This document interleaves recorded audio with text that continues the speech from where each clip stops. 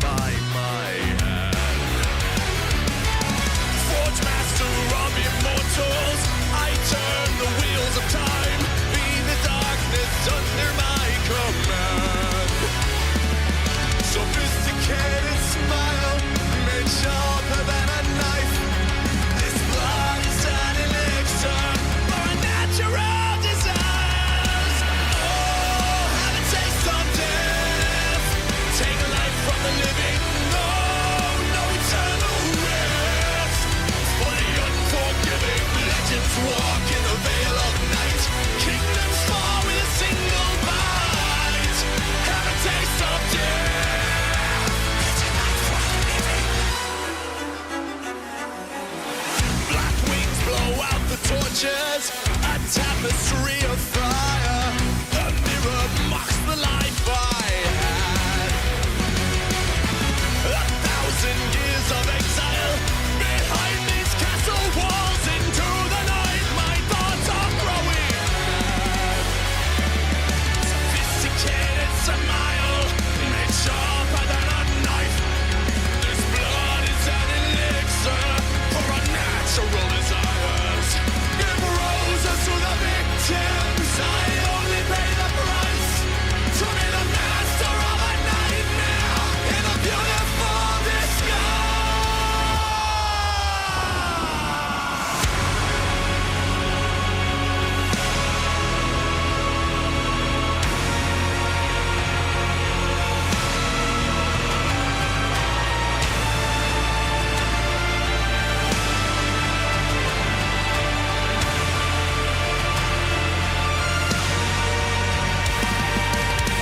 The crimson moon is rising. One time, tears of blood will fill my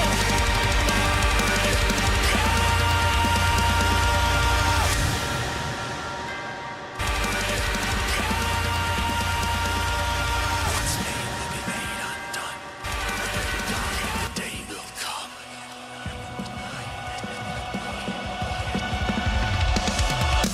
Oh, have a taste of death.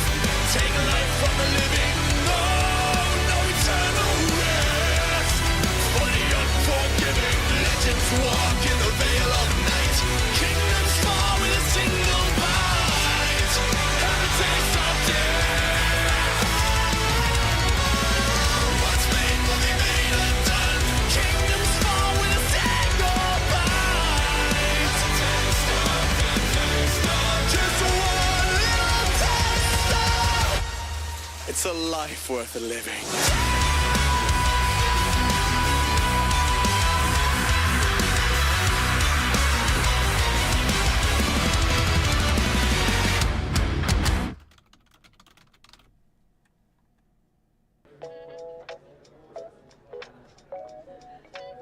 Hey, Vinny, where'd you get that shirt? Oh, have a taste of death. Take life from the living. No, no eternal rest. For the unforgiving, legends walk in the veil of night. Kingdoms fall with a single bite. Have a taste of death. It's a life worth living.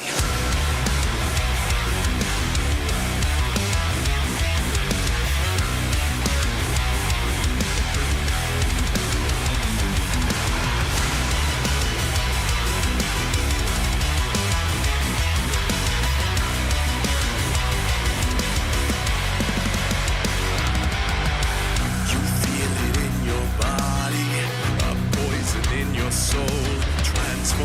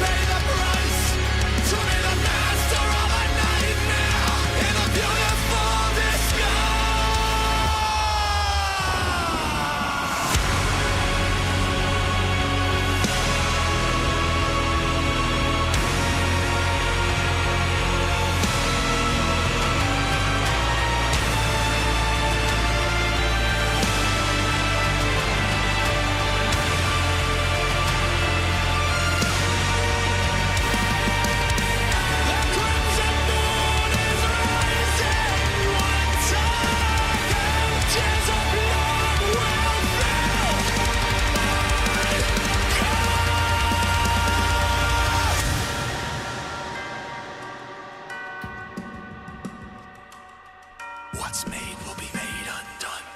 I pray to God that the day will come.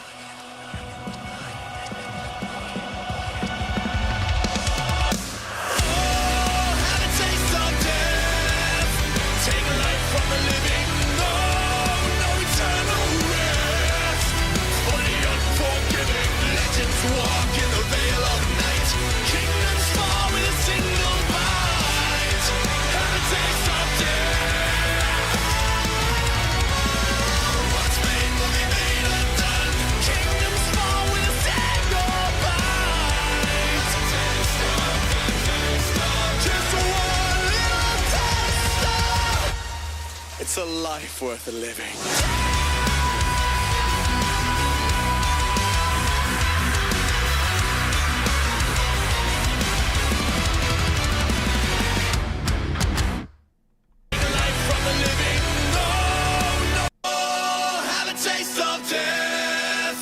Take a life from the living, no, no eternal rest. For the unforgiving, legends walk in the veil of night. Kingdoms fall with a single bite. Have a taste of death. It's a life worth living.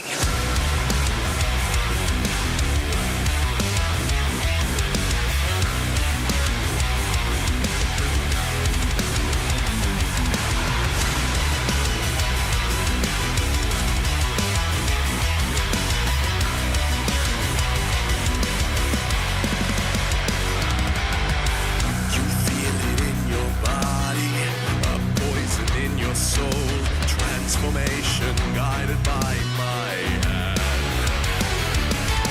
Forge master of immortals, I turn the wheels of time. Be the darkness under my command. Sophisticated smile, made sharper than a knife. This blood is an elixir for a natural desires. Oh, have a taste of death. Take a life from the living, no, no eternal rest. For the unforgiving, legends walk in the veil of night. Kingdoms fall with a single bite. Have a taste of death. It's a life worth living. Black wings blow out the torches, a tapestry of fire. The mirror mocks the life I had. 1,000 years of exile behind these castle walls. Into the night, my thoughts are growing mad. Sophisticated smile, made sharper than a knife. This blood is an elixir for unnatural desires. Give roses to the victims. I only pay the price to be the master of a nightmare in a beautiful disguise.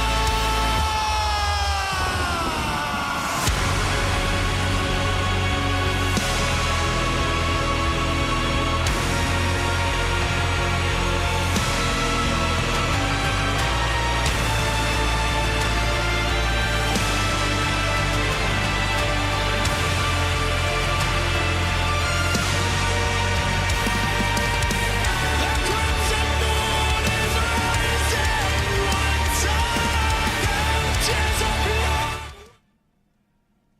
All right, let's see if I can figure out how to stream without further technical support.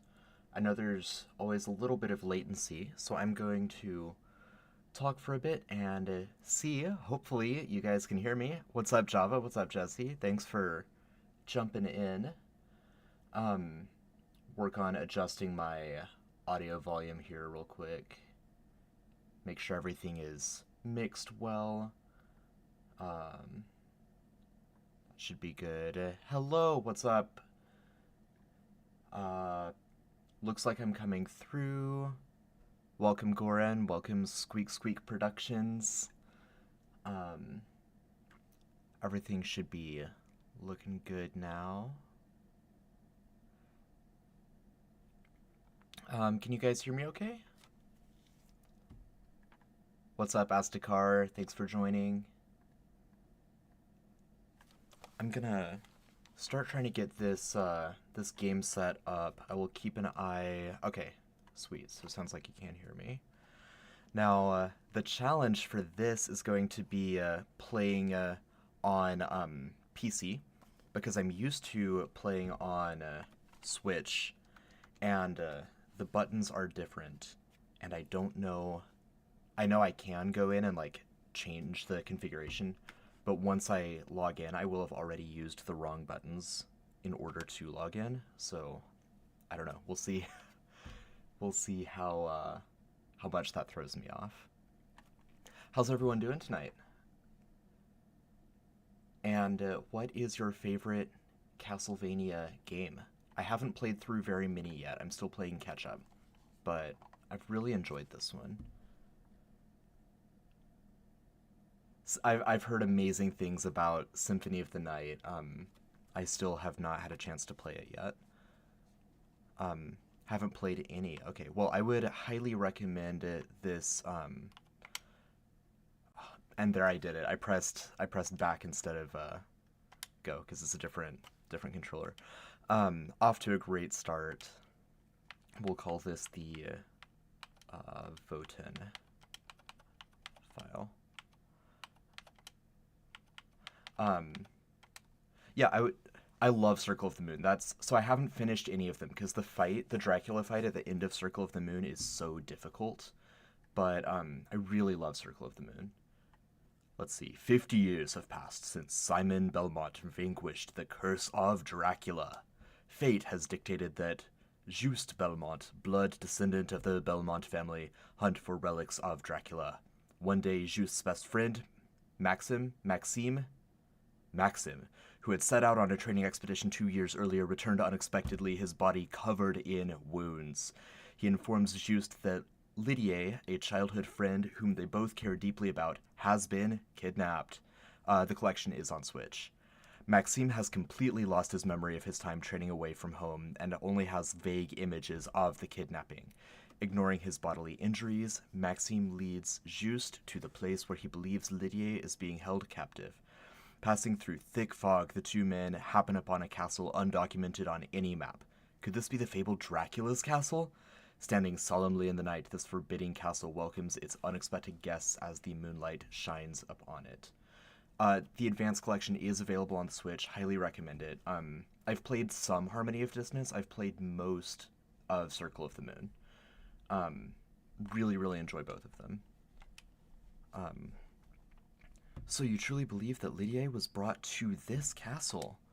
I've got to remember, it's the lower button, not the button on the side. My memory fails me, but this seems to be the place. Don't you believe me? I know better than anyone that you're not the type to lie. Juste. Ah! Are you alright? I love, there's really good character development in these games, but the writing is so melodramatic, and it's so wonderful. I love it. I'm fine. It's Lydia you should be concerned about, not me. Go on ahead. I'll be right behind you. You have my word. Uh-huh. Okay, then. I'll see you inside. So, should anyone join in who is unaware of what's going on, we are doing a Kickstarter of a new vampire TTRPG campaign module. It is called Veil of the Eternal Night. You can see and read more about it at theeternalnight.com, or just go to Kickstarter and look up The Eternal Night. And it's obviously, there's a lot of Castlevania inspiration. Yeah, I thought you were gonna wake up. You're too big for me to fight. I will do that another time. And so Veil of the Eternal Night is available in both MythCraft, which is the game that I am one of the developers for, along with Dungeons & Dragons 5th edition. Glancing at the people in chat, I think you all know that, but just in case someone tunes in later or goes back and watches, I want everyone to know what's going on. So over the month we'll be doing different streams, different game playthroughs to highlight some of the inspirations for our Kickstarter. Let's see, we recently hit a significant stretch goal. We unlocked Mori, our Grim Reaper plushie. So super excited for that. My wife is really excited for that. I went into the living room last night and she was like, I need that Grim Reaper. And I didn't even know she was like, oh, come on. Didn't know she was watching that closely, so that was fun. Let's see, I first started, I'm just rambling, so direct me if you want to hear me talk about something specific, and I will. But I first started my Harmony of Dissonance playthrough over Thanksgiving when I flew out to see my family. And so I was playing through it with my brother, and we thought it was hilarious that his name is Juste Belmont, because obviously it's pronounced Juste, but it's almost spelled like just. And so it's hilarious, like, you've got a James Bond moment, like, who are you? I'm Belmont. Just Belmont. And I enjoy that.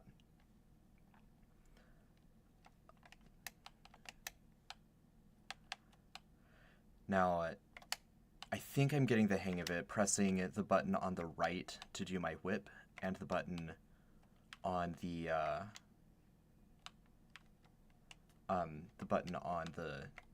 like bottom to jump, which is the opposite of switch. That should work out. Heads up, the Discord group isn't working to get this live. Let me see if I can sort that out real quick.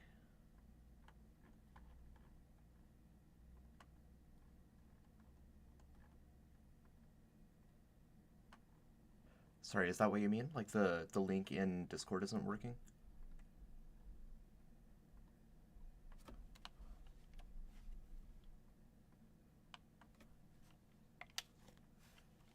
If that's what you mean, let me know and I'll okay, yeah, let me see.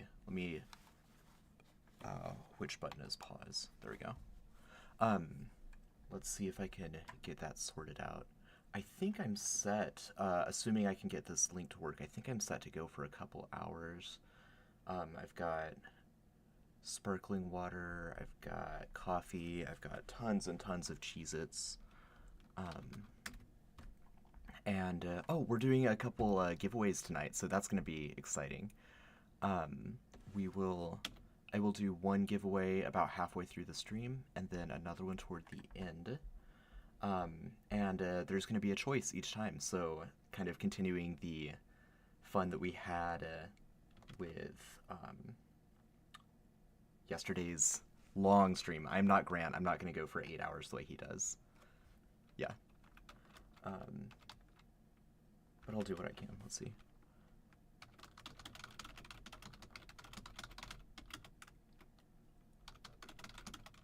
Seems that link wasn't working. Try this one.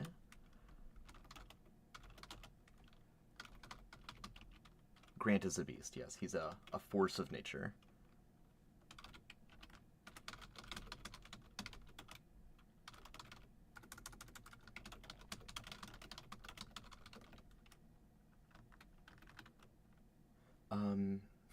The link that I copied is exactly the same, so I'm not sure.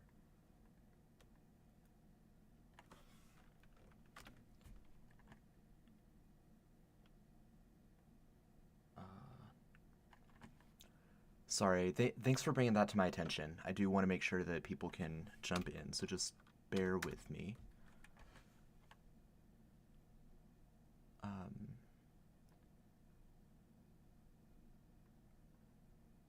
Just...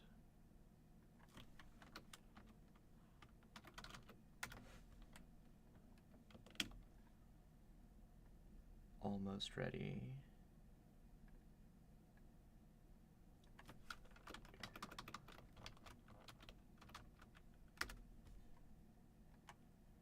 All right.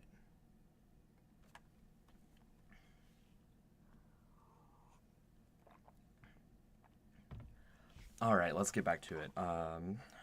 Return to game has got to be A, not B. There we go. Yeah, I wonder what it was like on the Game Boy too.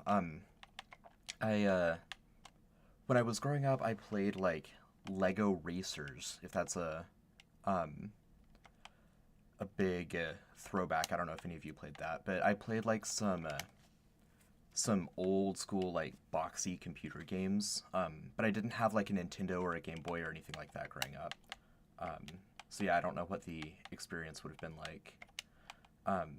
Really glad to have found these though. Like, given that the Switch can be handheld, it's still like kind of a really fun experience to go through and do that. Leather boots, that's fun. Okay, X is my map and Y is my equipment menu. There we go. Best ones were on the NES. What was on the NES? Which ones were that? Was that Symphony of the Night? I always hear that's the best one. No. I want my holy book. There we go.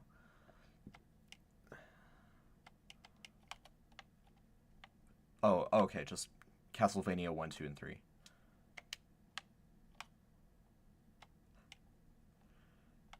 Symphony of the Night was PlayStation, okay. Yeah, I'll have to get like an emulator or something and play through that one at some point. I've heard so many good things about it. Is it the gameplay? Is it the story? Is it just kind of a combination of everything with Symphony of the Night? Like, oh, and which, is it Simon Belmont or a Richter Belmont arc, or is it one of the other characters in Symphony of the Night?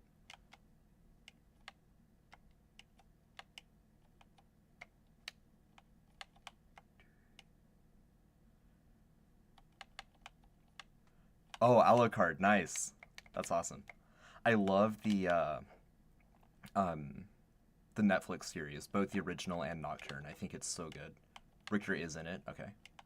Very cool. And are there, I believe there are, but I'm not, again, I'm relatively new to the Castlevania games. Are there specific games that the show, the original and that Nocturne are based on? Like that they follow the storyline more closely? Or is it just kind of a mishmash of all of the different tropes in the games?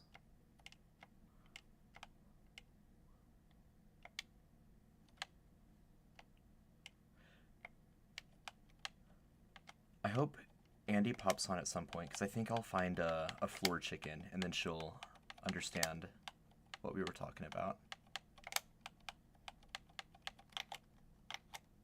Okay, stop that.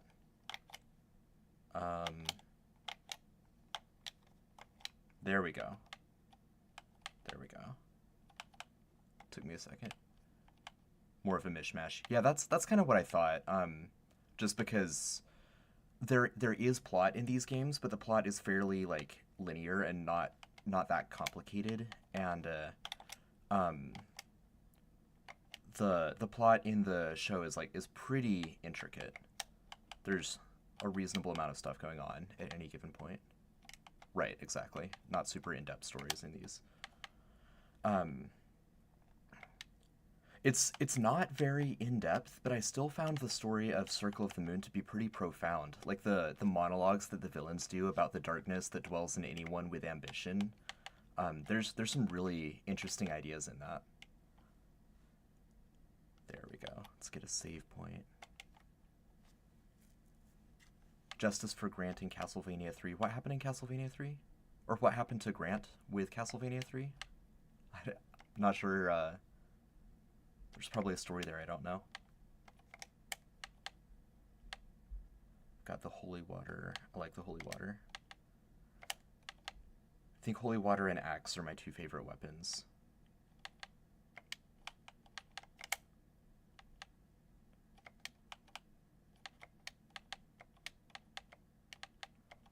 Oh, okay, Grant a character. I thought you were talking about Grant from Quasi-Real in the homebrew. I was like, did he play Castlevania 3 and something went really wrong? There's a character named Grant.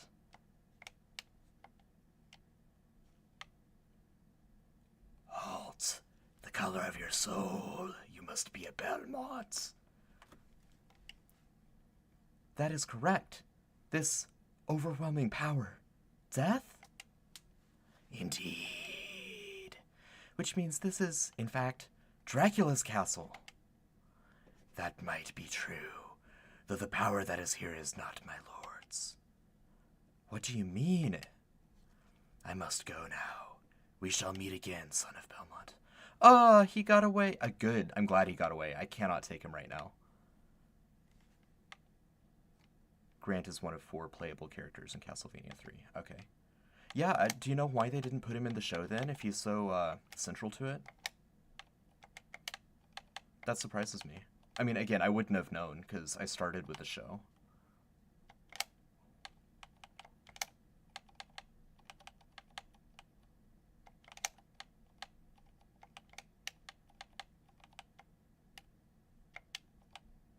Got some money. Is there anything? I haven't found a way to spend money in this game.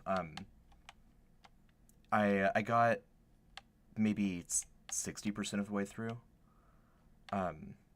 Maybe they were happy with the cast they had. I mean, so the other playable characters in yeah, were the other 4 like the main 3 in the show. Trevor, Sypha, Alucard. Maybe Saint Germain. Oh, that's cool. You could climb walls. Magically or with, like, gear?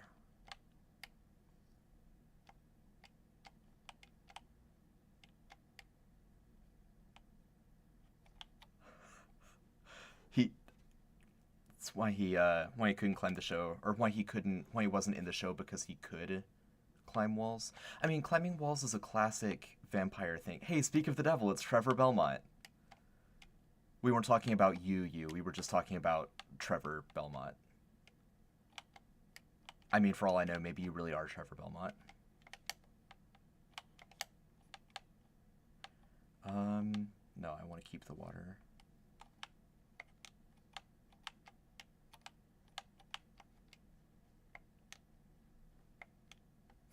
Okay, just a normal... That is kind of weird. I mean, no spiders, radioactive spider, no vampirism. Now, I think in this game I've got to get, like, some kind of magic item before I can slide under there, so we'll come back to that.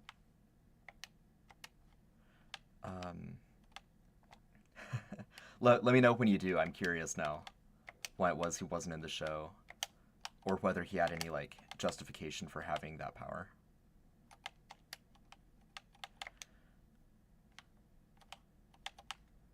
Ah, it still got me. Again, it's that problem of pressing the button I'm used to from the other console. What?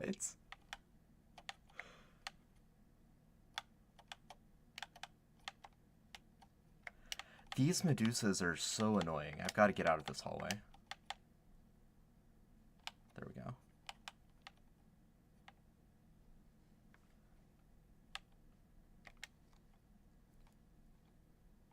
Okay, well, at least there's like a in-world justification for it, if there's like some kind of demon power that occurred there.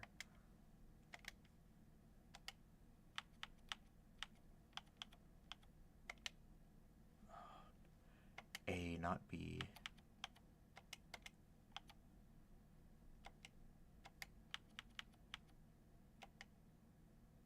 There we go. I think so too. I'm not sure, Trevor, what that comment is in reference to. I must have missed something. Trevor, we've just been talking Castlevania games, Castlevania show. Obviously, in the context of the Veil of the Eternal Night Kickstarter. With the... dang it still got me. With the obvious caveat that I may not be able to give away everything. I mean, I certainly can't give away everything. I may not be able to answer some questions for a variety of reasons. Do any of you have any questions about not Castlevania, about Veil of the Eternal Night, lore, character options, things of that nature.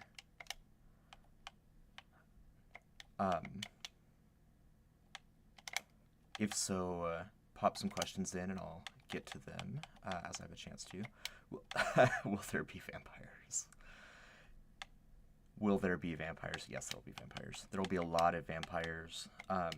We unlocked the stretch goal for the vampire class as a character option. So that's really exciting. You'll be able to play like just a sheer kind of brute force vampire or like a courtier scheming vampire, that kind of class build. So a lot of different options based on what you want your vampire to be able to do. And we chose to make it a class instead of a lineage because, like, you start out as... Oh, anti-venom, that should be nice. You start out as a human and then you get bit and turned into a vampire, right? So why couldn't the same be true of, like, a halfling vampire or a Kleppen vampire? There was some talk in our Discord about vampire. But if they were, that would be a terrifying sight. Yeah, let's use some potions. There we go. So yes, there's going to be vampires, both playable vampires and plenty of vampires that you are going to fight. Is the Hellcrafter based on the Devil Forge Master? Yep. You're picking up what we're putting down. I don't think I want to fight that yet. That looks dangerous. Yeah, the Hellcrafter, there's going to be different class tracks where you can summon an army of like small, not very powerful creatures, or you can focus on like building up one big like champion creature that fights on your behalf.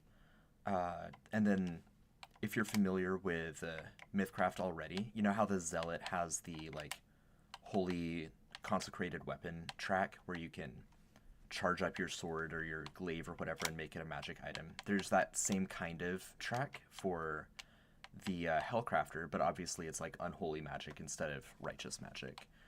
And then different options for the Hellcrafter to cast occult spells and rituals and whatnot in MythCraft.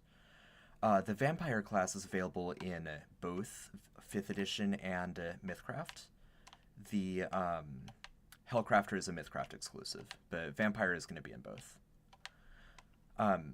If we get to 280,000, then we're going to hit a stretch goal I know a lot of people are looking forward to, which is the Werewolf class. Same deal as the Vampire. You might have been a human or a dwarf, and then you get bit and get turned into a werewolf. And that one will also be available in both systems, provided that we reach that funding level. Flying Night Creature as a minion, I can't remember off the top of my head which night creatures you can summon at various levels, but I mean, we've got kind of all of the basic tropes. We've got like the Minotaur kind of like bruiser. We've got the bat or the insect flying one. I just can't remember if the flying one is restricted to like the class track that focuses on summoning one specific like more powerful creature, or if you're able to do like a swarm of like bat night creatures as like minions. So you can, I just don't know if you can like a swarm of them.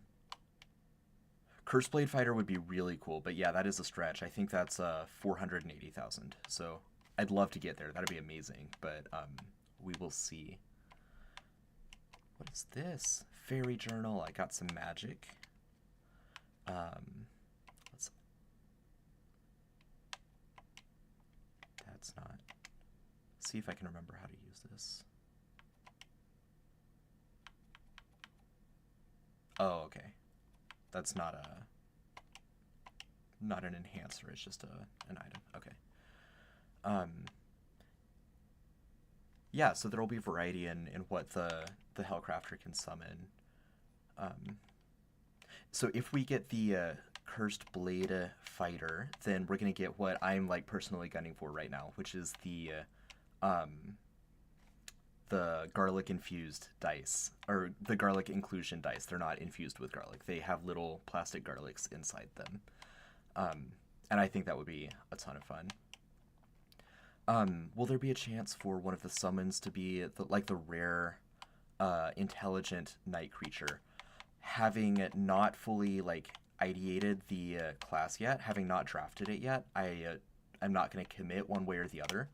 But I was thinking about that character specifically when I was thinking about the champion, the Hellcrafter that summons champions. So something like that. I'm not sure to what extent. I am about to die. I should pay attention to my health bar. And I should learn to press the right button. Oh, 400k. Okay, yeah. So we've got a better chance of hitting that. And then after that is the garlic inclusion at 440k. Press the right buttons. This is a different game console.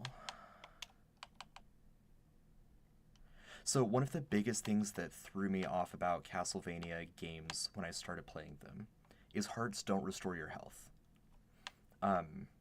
Floor chickens and potions restore your health, and spicy meat, and all kinds of things, but not hearts. And that was really difficult to get my head around. And there are so many of these flame skulls. What the heck? There we go. Apostate cleric. Okay, thank you. That's the one I was thinking of. Let's see. A lot. So, if I know a couple of you said you haven't played any Castlevania games, the term Metroidvania, in reference to both Castlevania and Metroid games, the wall meat. Can't forget the wall meat. The term Metroidvania refers to a game play style where the entire game is played over the course of one giant map. So you can see here the amount of the castle that I've explored, and where there's not a solid white line, that's more of the castle that I can keep exploring. And I've explored 12.9% of it, so that gives you an idea of kind of the size of the game. You could theoretically play through one. I'm sure speedruns are a thing. I don't know what the record there is, but it's not a massive game. Again, they're considerably older. Let's return. Strayed from using the. So Circle of the Moon is newer, right? Because that one doesn't have the Belmont legacy as much.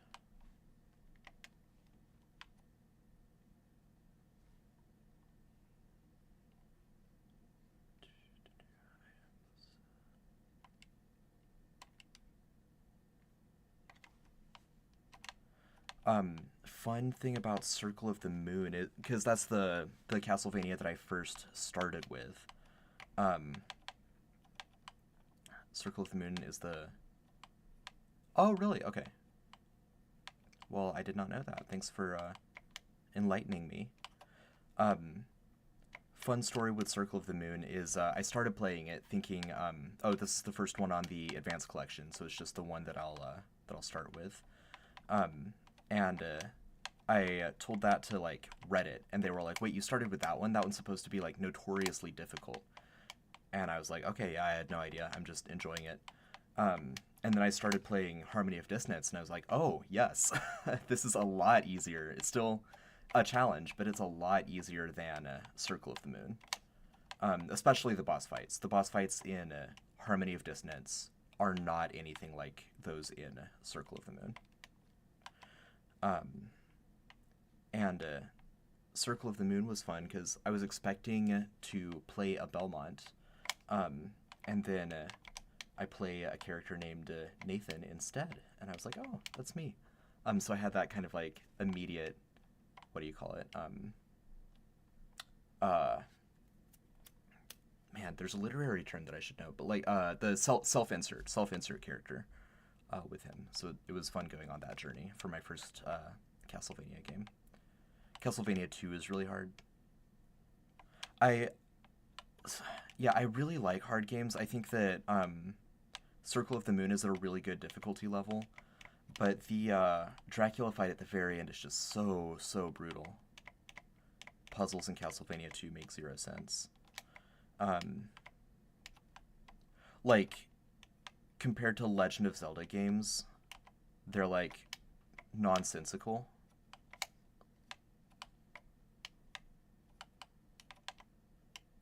Also, if I missed a MythCraft Veil of the Eternal Night question, please repeat it and we can discuss it. But I think I hit them all. Just let me know if I missed one.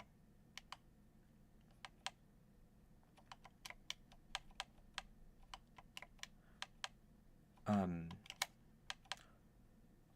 don't... Gotta drink another potion. Sit in a specific corner while holding a gem until a tornado sucks you away. Okay, yeah. That is a puzzle. You'll be stuck on that for a while.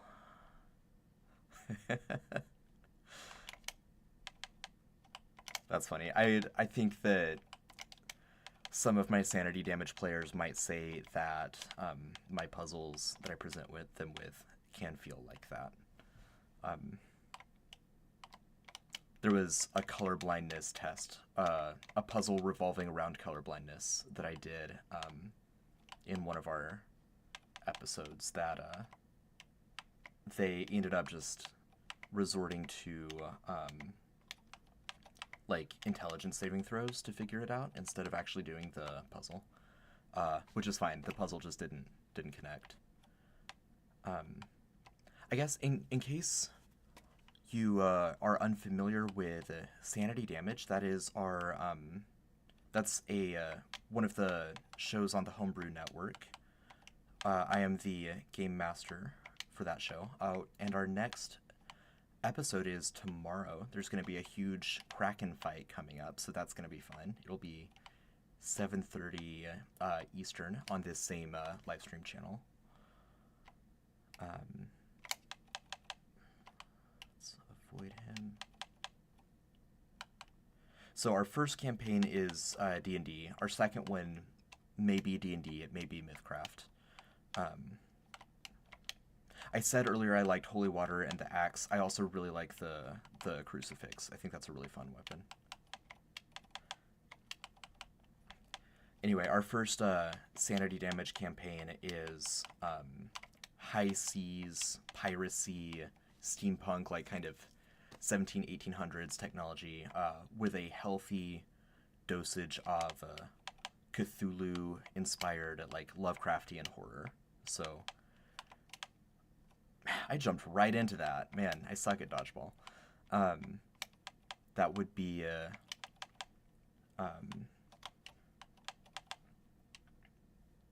wrong button. There we go. Yeah, so a lot of like Lovecraft stuff, a lot of pirate stuff over at Sanity Damage. If we were to do a campaign of Veil of the Eternal Night, would we do MythCraft or 5th edition? I think we'd do MythCraft. I think that the sanity system works a little bit better in MythCraft than it does in 5th edition.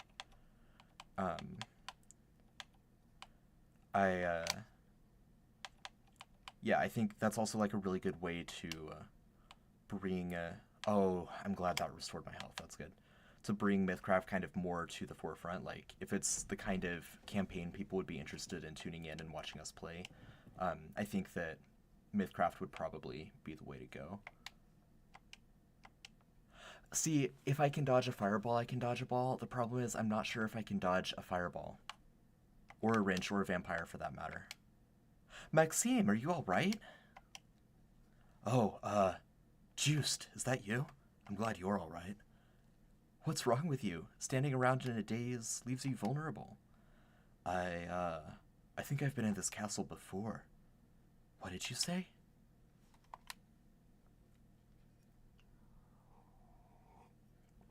I think I've been here before. Your memory is coming back to you. It seems so. I'm feeling strange. I've been feeling strange since coming to the castle.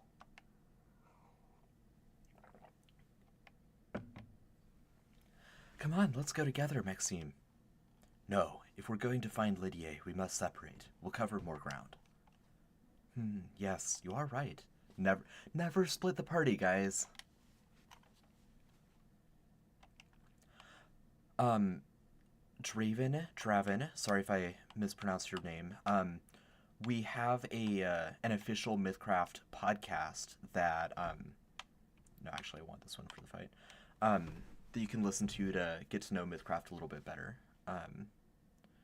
MythCraft, a complete horror campaign, abominations and things like that. Just, yeah, I think that there's a lot of good potential for, like, horror in MythCraft. That thing is huge. So, that's right, and an unofficial one. There's Tales from Yvard. So there's 2 MythCraft podcasts that you can listen to get a better sense of the system.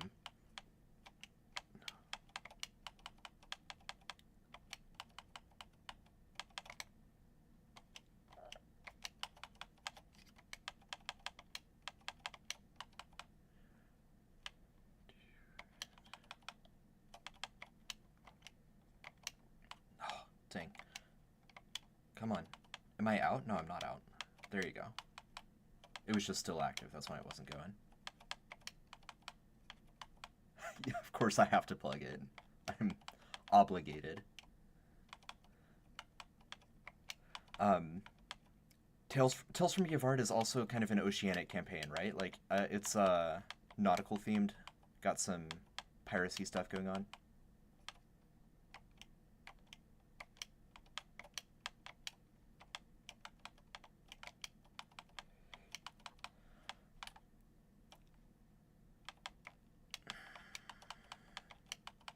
Back.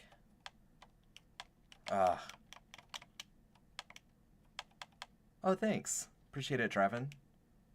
We be pirates.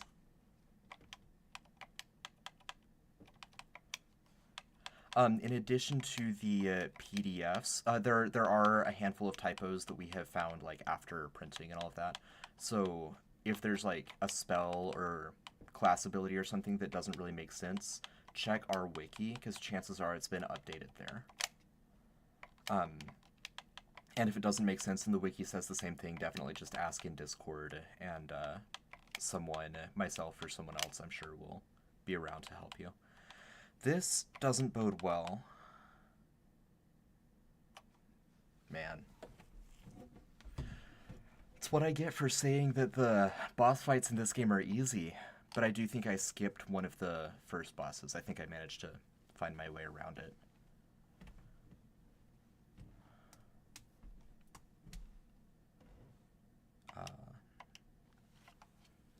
Now I think this is one of the ones that, yeah, that resets me back at the nearest save point instead of restarting, so that's nice.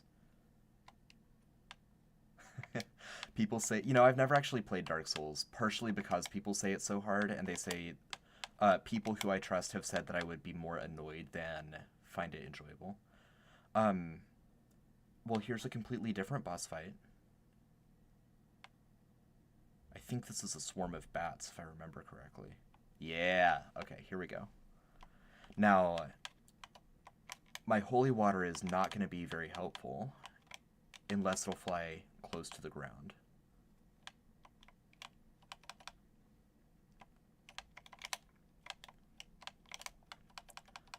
Trying to remember what all this guy can do.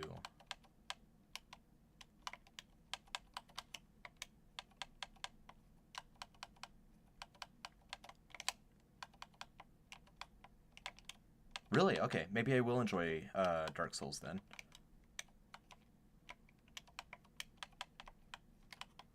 I can at least give it a try sometime, see if it's my thing or not.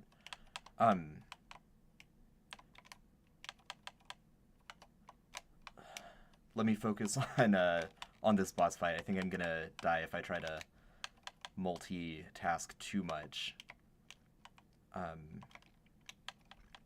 If you were around last night, I did a stream where I had a party of heroes fighting Morgana in the MythCraft system. And I made a small design error with her that I will talk about in a little more depth as soon as I am to a less intense part of this. Ugh, okay. Oh, I thought that was it for a second.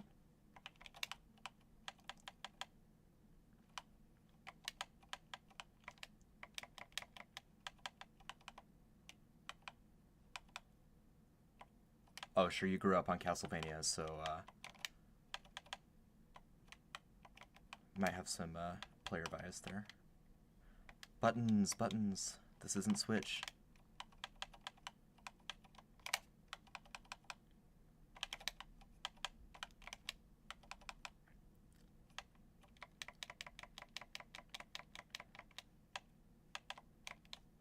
I feel like a lot of Castlevania boss fights are... I mean, a lot of this kind of game I know is timing, but a lot of Castlevania boss fights are waiting for them to get stuck somehow, and then just hitting them over and over while they are. There we go. There we go.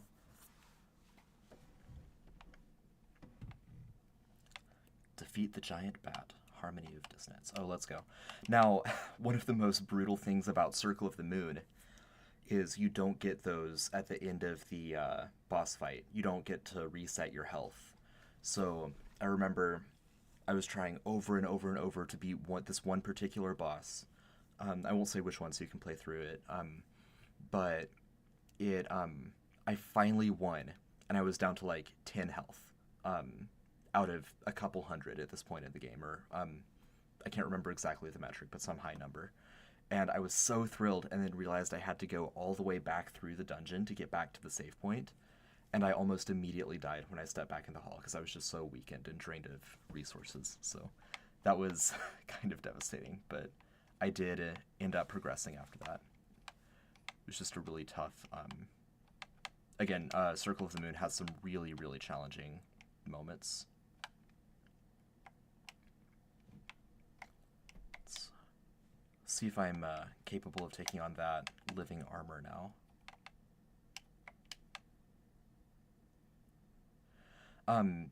So when I ran the Morgana encounter for some of the people from the Homebrew Network and a couple of the people from the MythCraft Special Council, it was really fun. I think everyone had a good time, but I realized that I've never run a MythCraft mythic monster before. So one of the mechanics with mythic monsters in MythCraft is they ooh, I missed that last time. Or maybe I didn't. I just died and reset. Mythic monsters go every 2 turns in initiative. So the same way that, like, monsters with legendary actions in D&D, it is a brutal mechanic. Monsters in D&D might have legendary actions. Mythic monsters in MythCraft just get to go every two turns. So like Mal went, and then Roger went, and then Morgana went, and then Damon went, and Corey went, and then Morgana went. And that's great. I like that mechanic. I don't think that the mechanic is... I think it's very well designed. I think that we did all of the right things there. What I did incorrectly was I calculated Morgana as if she wasn't a mythic monster. The stat block that I came up with, I think, is a reasonable monster level 44 monster without the mythic tag. With the mythic tag, she just becomes significantly stronger because she can make 7 attacks for every 2 people that play, or every 2 people that take their turn. So I'm not quite sure what the solution there is going to be for Morgana, but I think that just reminding myself that mythic monsters take a lot more to beat than non-mythic monsters. Probably for encounter design, I'd say, like, imagine that their monster level is 1.5 times higher than it actually is. I think that's the way to do it, because then... I don't think I can jump that high yet. Your solution is chloroform. As a plague doctor? Yeah, okay.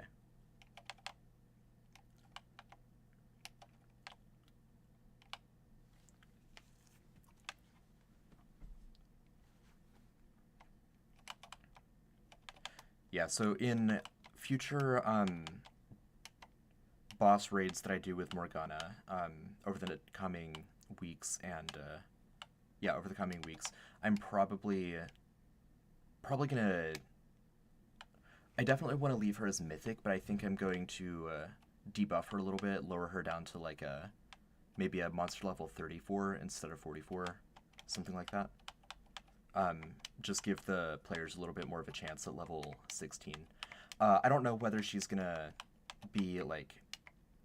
I don't know exactly what power level she's gonna be in the final like rendition of her stats, but at least for the purposes of like kind of the demo and the Veil of the Eternal Night Kickstarter period.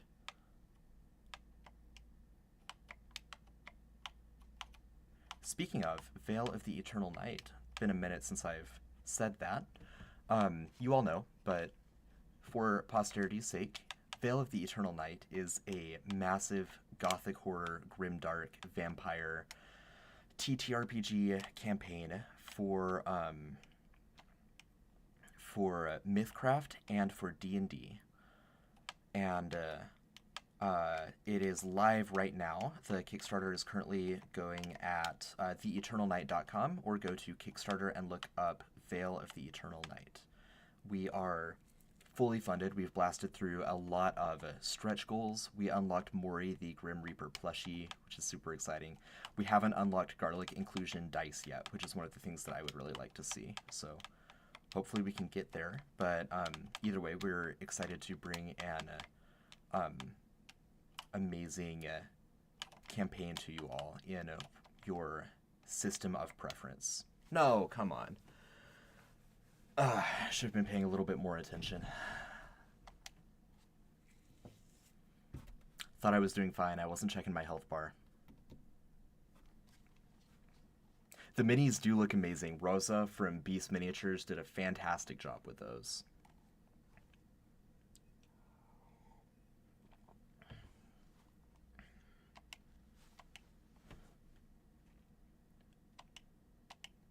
Now, I think I'm gonna have to fight the bat again.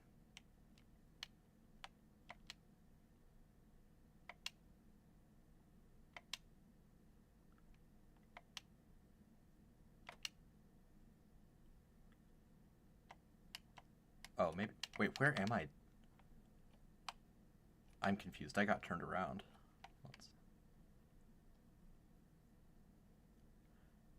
Okay. Let's backtrack.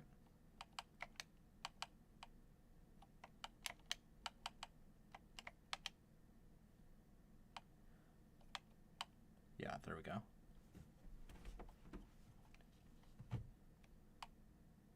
I believe All In gets the STL files as well, yes.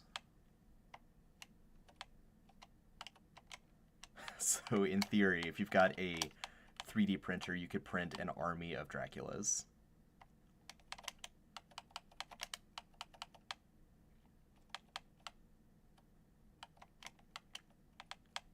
Amazing. All right. Yeah, should you print an army of Draculas, I would love to see pictures of it.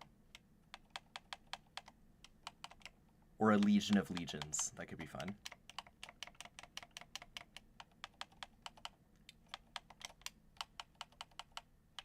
I do too. I would love to get a 3D printer. I have a friend who has one, so luckily, like, if I really want or need a... Let's be real, want, not need. If I really want a project done, I can send him the STL file and he can print it out. But yeah, I would love to eventually get my own. Just save the middleman. Legions of the Corpse God, amazing. Make a whole graveyard.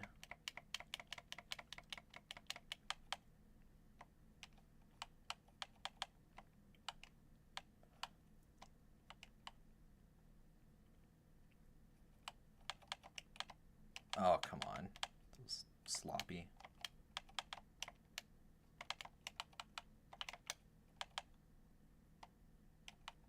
Thanks for confirming, Draven. Legion of Death.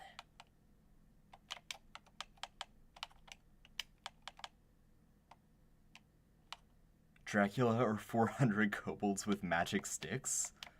I think I'm gonna be on the side of Dracula in that one. I don't know. Talk me through it. How would the kobolds win?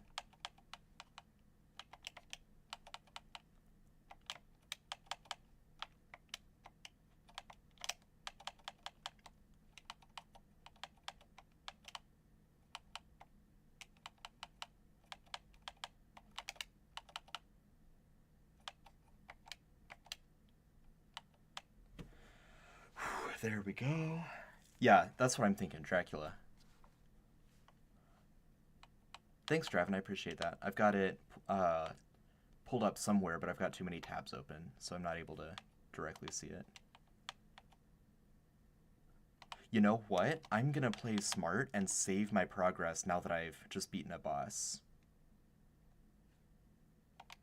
That makes sense to me.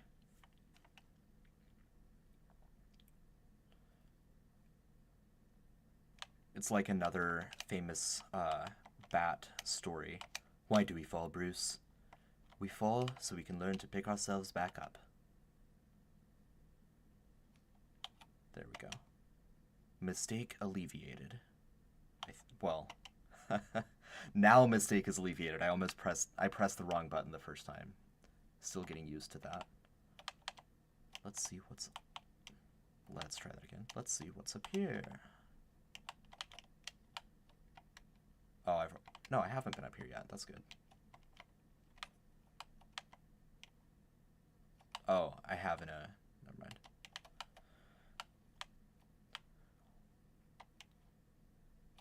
Creepy. Yeah. There are... Tentacle boys are tough. There's obviously, like, the... There's the Mind Flayer from D&D that is Wizards of the Coast copyright, so we're not doing anything with Illithids. We can do things with Cthulhu, we can do things with Lovecraftian lore, and again, I do a lot of that in sanity damage, but Illithids and their specific lore are not something that we can touch, which is sad. I think they're really cool, but that's okay. We can and will come up with other cool monsters. In the Creature Compendium, let me actually have it right here. In the Creature Compendium, there's a creature that is a kind of like squid tentacle creature. So there's a little bit of representation there, but it's not anything super duper fleshed out yet. It's got some really cool like Lovecraftian lore attached to it, but we can definitely expand upon it at some point in the future. Let's see. I guess I didn't unlock any of this. Oh, I did, and then I didn't save frequently enough. That's what happened.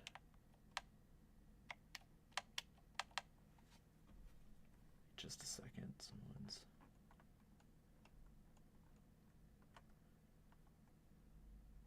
Okay.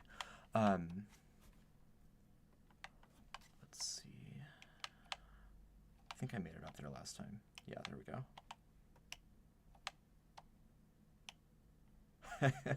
We can put in the original Mickey Mouse. We can put in the original Winnie the Pooh. I have no plans to do either, but we'll see. Never know where the story is going to go. What exactly are those save points? That's a really good question. They're D20s that float in the air. And why? I don't know.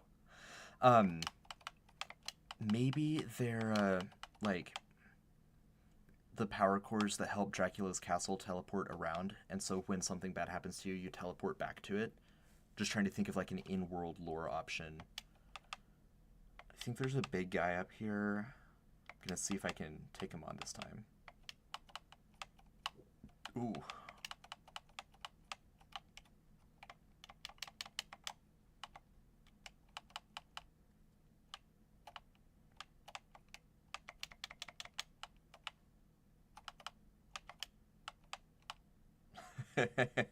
Maybe not yet. Let me see if I have any potions. I do. Okay. Back in the fight.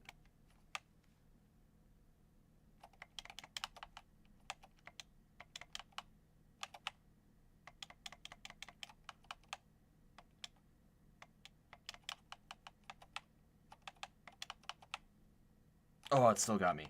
I've just got to run away from that one. Man, eating through my potions. I'm trying not to be one of those players that just hoards all of their potions until the very end of the game.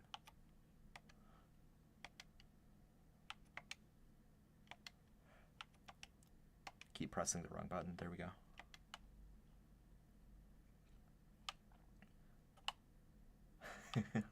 Not a bad idea using them as like a necromorph kind of creature.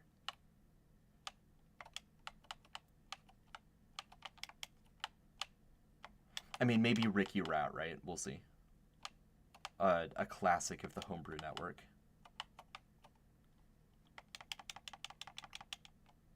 Oh, let's go. All right. Now, I hope there's not a second one. They're just floating, pulsating icosahedrons. Nice. Because why not, right? Who doesn't love a floating, pulsating icosahedron?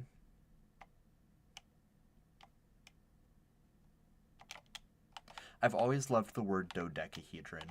I'm not sure why that one in particular, but it's just always been a favorite word of mine.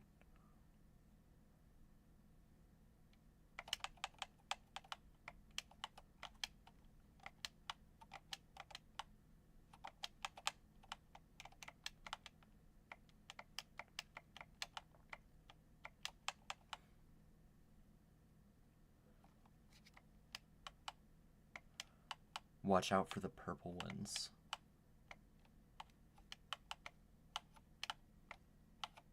There we go.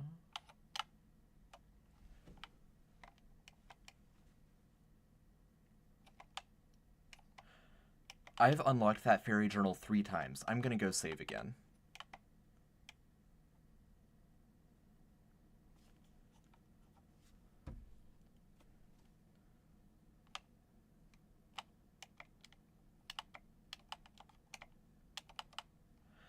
We'll do our first giveaway probably in about 15 minutes. So, wrong button again. So get ready for that. I think unless, yeah, I think we're gonna follow the same protocol that we did for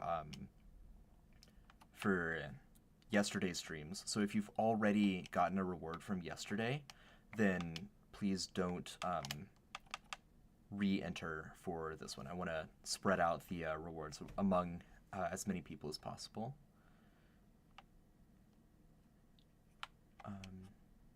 And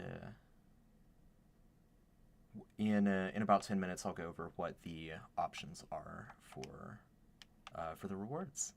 Yes, your chances improve. There aren't as many people here. I think there's 9 of you right now. It looks like, so you've all got a pretty good shot. Between now and then, though, I'll talk a little bit. Not gonna give away too much. I'm not gonna. What is that? I'm not gonna send you garlic bread. It would be moldy or worse by the time. That was way too easy. I feel suspicious about that. It would not be edible by the time the garlic bread reached you.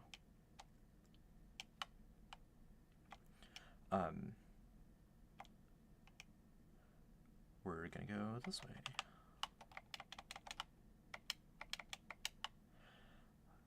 So I'll talk a little bit about the 5 moons of Ansera. Ansera, of course, being the world of MythCraft, or at least the first official campaign world. Ansera has 5 moons. Each of these 5 moons have different environments. 3 of them are habitable and, in fact, have populations living on them. And 2 of them are not. The 5 moons... There's another giant... Oh, and a fast giant skull. Because why not? We love that. So the 5 moons are named Sylvan, Garvor, Scarlin, Floor Chicken, yes, Drumstick. That is not the name of one of the moons. I happened to pick one up. Sylvan, Garvor, Scarlin, yeah, I know the moon elves. Primor, and Dimianus. And if you've picked up the demo for Veil of the Eternal Night, you have seen a Dimianus werewolf, which is a werewolf that has a lycanthropic curse tied to the moon of Dimianus. So because there are 5 moons, there are 5 different lycanthropic curses that you might have to deal with. There's 5 different... the secret 6th moon, Floor Chicken. There are 5 different potential types of werewolves that you might have to fight, 5 different types of lycanthropy you might gain. And they each have something to do with how... Thanks. I'm excited to bring those moons into fruition. So each of the different curses have to do with kind of what the moon is. So, for example, like, Scarlin is a gaseous moon, kind of like a miniature, like, gas giant. A mini giant. A dwarf giant, whatever. So the werewolf from... Or a Scarlin werewolf might have, like, the ethereal property. It might be able to, like, pass through a gas medium, right? Might be able to pass through walls, that kind of thing. So, I mean, maybe you want that lycanthropic curse so that you can do that too. Let me get this guy out of the way. There we go. Yeah, and so Scarlin obviously is one of the moons that doesn't support a population. Let's try not to die. There we go. Sylvan, obviously, I mean, the name Sylvan probably gives it away, but it's like kind of a forest moon. Unrelated to Endor. And with Klepin instead of Ewoks. But it is a forest moon. Gotta collect all 5 to summon. Right. Have like a Voltron moon. Let's see. I'm trying to find my way back to the boss that I died to the first time. I think it's this way.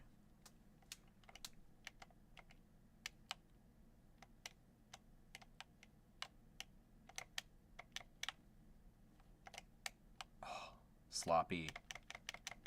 There we go.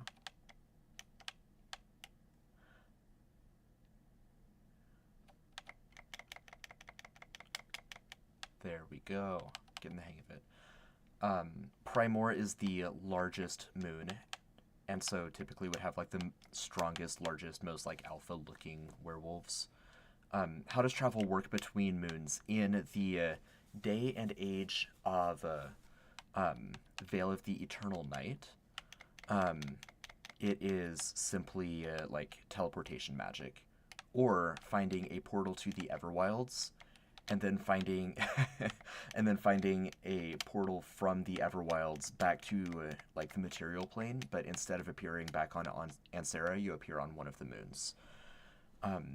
Yeah, we could call the Primor werewolves the Chad werewolves. I like that. The pack of Chad. Yeah, so obviously like space travel isn't a thing in the fantasy Super Eon, but powerful teleportation magic is.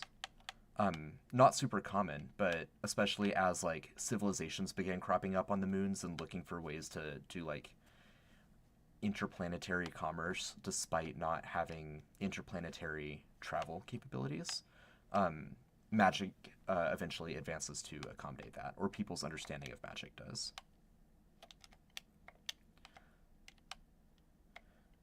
I saw another question there. Let me eat a drumstick real quick. You know what? Let me actually also eat some Cheez-Its real quick. Keep my energy up.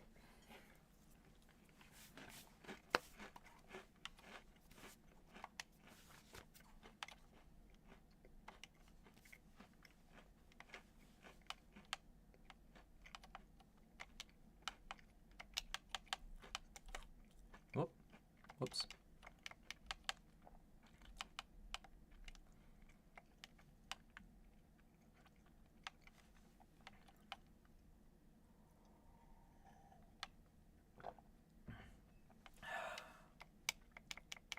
Okay, sorry, I'm back. I saw a couple questions. How does it work if you live on a moon? Is it just guaranteed to be that type? Ooh, I don't know. I have not contemplated werewolves that live on moons. It's always the full moon, right? So you're just stuck in wolf form. I don't know. I'll have to think about that. Okay, this place. Dodge and roll. There we go. I should have saved my drumstick. And then I immediately lose HP. That sucked.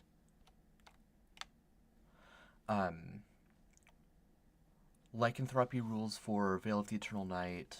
Yeah, I would say they probably overrule the actual 5e rules. I'll have to go through and reread everything before I confirm that, but that'll probably be what we do. Just have like, because you know it's not the. Oh, we've already done this cutscene. It's not the Faerun setting. It's not the official like 5th edition setting. It's a setting that was originally developed for MythCraft.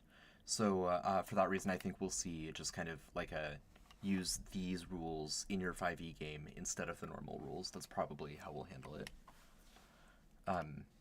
And yeah, some of the wealthier nations would have teleportation circles set up to travel between cities, between planetary bodies. Teleportation circles becoming a permanent thing is a big plot point in the grand history of Ansera. So I can't remember off the top of my head if that's widely been like discovered and disseminated at the time of Veil of the Eternal Night. I think Veil of the Eternal Night predates like widespread teleportation circles by a couple centuries, but I'll have to check my timeline on that.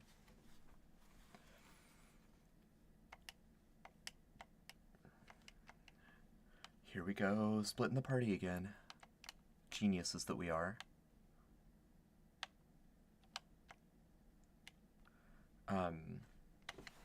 Alright, I am going to pause here because it is almost time for a giveaway and I'm about to do a big boss fight. I'm going to need to focus on that to not die when I get there.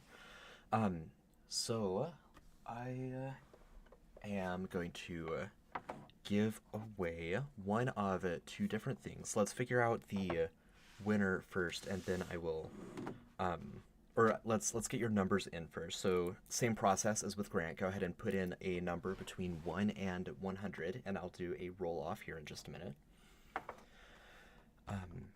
And as I'm waiting for you to get those numbers in, I saw another question.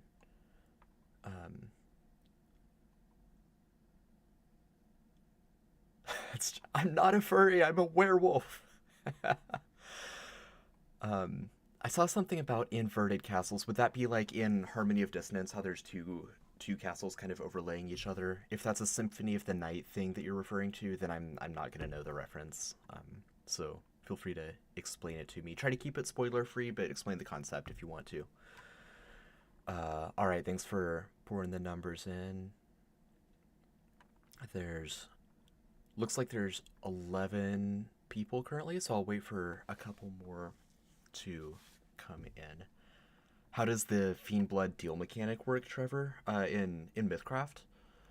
I believe you just need, like, I don't have the PDF pulled up in front of me. I do have the core rulebook, but it's still in its shrink wrap, so I'm gonna leave it there for now.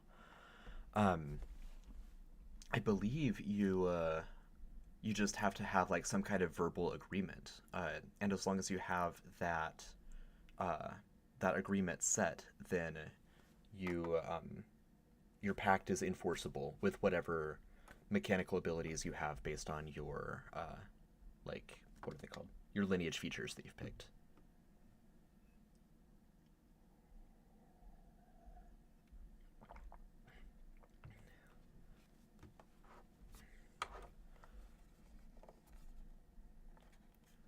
All right, we've got some numbers in. I'm gonna go ahead and do the roll off. I am rolling percentile dice from the fan roll set produced for MythCraft. So let's get these dice out. Here we go. That is 84. And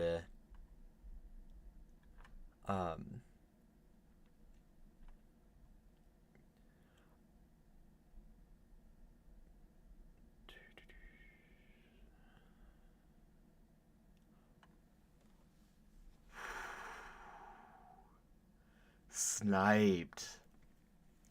So where I was sitting, I said 84 right as 64 was typed, but because there's a little bit of latency, 84 wasn't announced until after 64 was stated. So, man, Steven, coming in like at the last second. Well played. Gordon, I hope you get it next time. With the second giveaway that I do in another hour or so is going to be the same option that I'm providing here. So, Steven, you slid in at the last second. It's like it's the rogue move, right? Coming in for the like kill steal. So you're gonna get the choice between our MythCraft dice by fan roll dice. Let me see if I can get it to focus on this.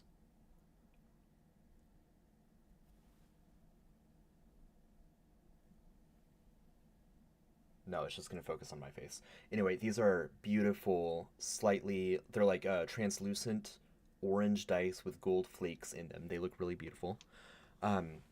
So either the dice or a stone shark plushie. These are both around a $40 value, I believe, and they're both from our original Kickstarter that we ran a year ago. So your choice between the dice and the stone shark.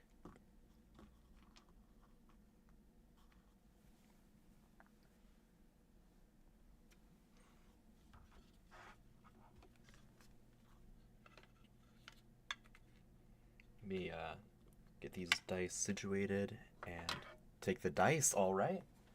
Note it. Let me write that down.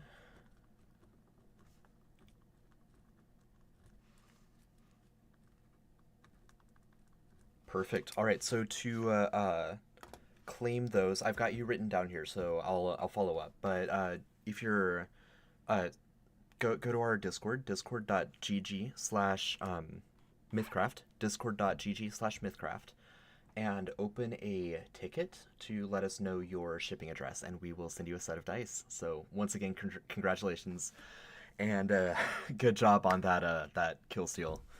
Yeah, well played. Cobra Kai, strike hard. All right, let's jump back in and play through another arc of Harmony of Dissonance.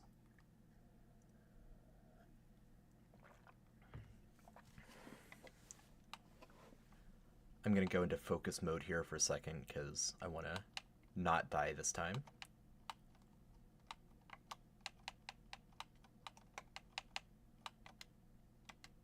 I can press the right buttons. Dude, I love Cobra Kai. I watched Karate Kid for the first time last year. I don't know how I missed it growing up, but for whatever reason I did.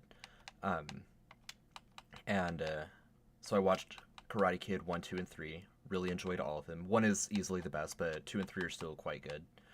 And then started Cobra Kai, and I'm not current. I'm not quite caught up, but I am loving it. I think it's really well done. Characters are all interesting and kind of like well realized. Cobra Kai watch party. I will say Mr. Miyagi was one of the inspirations that I took for the pugilist class in MythCraft. It was I've gone on record before saying my 3 inspirations for pugilist were Mr. Miyagi, Daredevil, as played by Charlie Cox, and John Cena, and primarily John Cena, but any like WWE wrestler.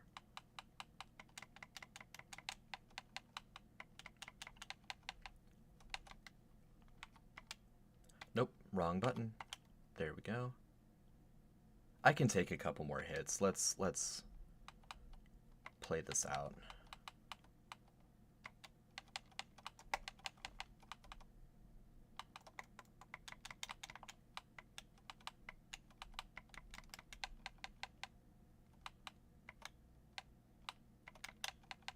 I would talk more about Cobra Kai, but not Ben for Daredevil. I'm sorry.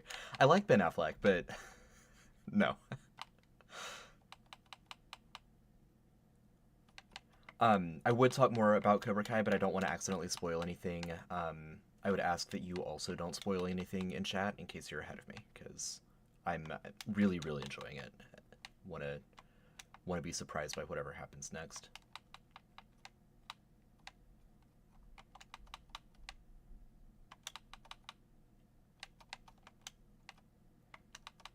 There we go. All right, now I should get one of those, yeah. There we go. Oh, nice. Back to, okay, what is, I think the lizard tail is what lets me slide, right? Let's see. Lizard tail. By pressing down jump. Yep. Nice. So it's fun. I played Smash Bros. Before I played any Castlevania games, and I really enjoy Simon and Richter in Smash Ultimate, much to my brother's annoyance. He is better than me. He's just annoyed when I fight him with those characters. Oh, did I? Thank you. I'll correct that real quick. I sure did. Thank you. Appreciate it. Anyway, playing the Castlevania characters in Smash, and then playing Castlevania is really fun. Seeing where they got all of their inspiration for the various like moves and weapon attacks and stuff that the characters in Smash have. Dang it! I keep doing that. I don't want the fist. I want the cross.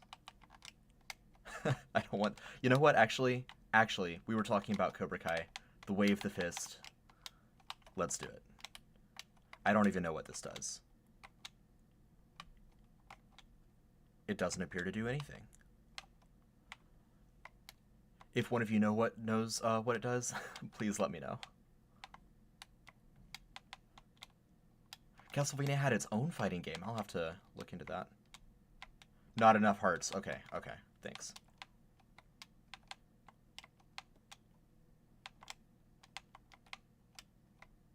I thought maybe it was a passive, like extra speed or extra damage overall or something, like the DSS in Circle of the Moon. All right, I'm just curious what it does. Oh, okay, that's cool. It's like martial arts. Nice.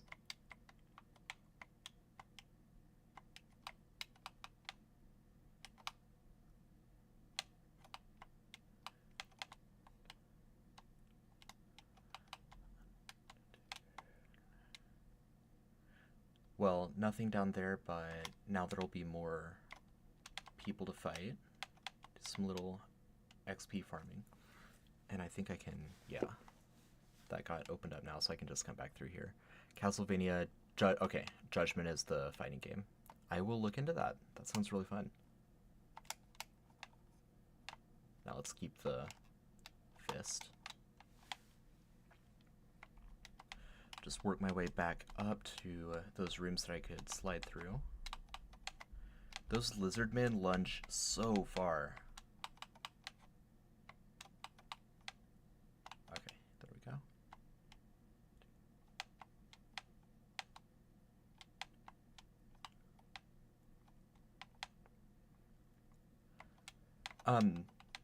Let's see, in case you all don't know, the Discord for MythCraft does movie nights on Wednesday, or at least we are through the duration of the Kickstarter for Veil of the Eternal Night. So every Wednesday, Cody hosts a vampire-related movie night. Tonight is Blade, which I'm super excited for. I mean, I love anything Marvel, I love anything vampire, and Blade is just a fun movie, and so I'm excited to watch it again.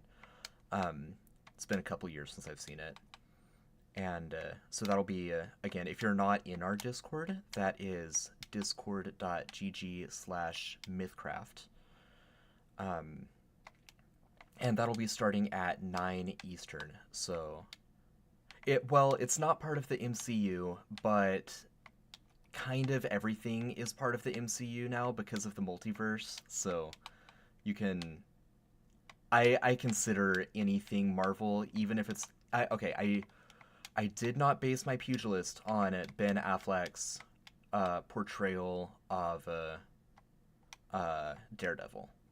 And I would consider Ben Affleck, Daredevil, still part of the MCU because of the multiverse. They are making a new one, and it'll be with Mahershala Ali, and I love his acting. I think he's a really talented actor. But again, it's the multiverse. You can have multiple Spider-Mans, you can have multiple Blades.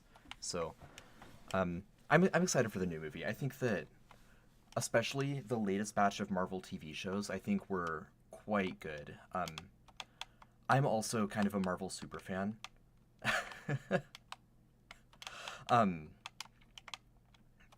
I am kind of a Marvel superfan. I generally like it a lot more, and I'm a lot more forgiving of movies that don't do as well, shows that don't do as well than a lot of people. Like I liked Miss Marvel, I liked She-Hulk. I didn't think either of them were exceptional, but I didn't think either of them were like that bad. I thought that they were fun. They did some good things. I think both of the lead actresses in those two shows are excellent. I think that and I'm sorry, I can't remember either of their names, but the Jessica Walters / She-Hulk was a really fun lead character. I think the same of Kamala Khan. But yeah, overall, I don't think the shows were as strong as some of the other shows they've done, but they certainly weren't as weak as what a lot of people seem to believe. I do think Eternals is the worst thing that Marvel has done. I couldn't get through Eternals. I mean, sorry, I did. I watched the whole thing. I didn't enjoy the whole thing.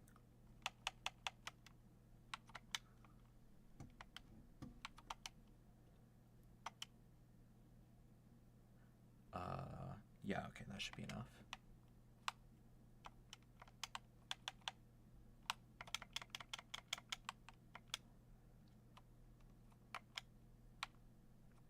Nice. The way of the fist.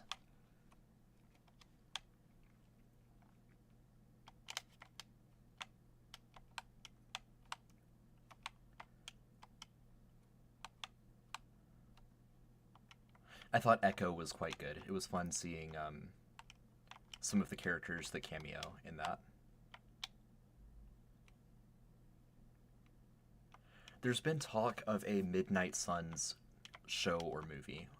I don't think there's been any official talk, but it would be really fun to see that. That'd be like Daredevil, the Punisher, Blade, what do you call it?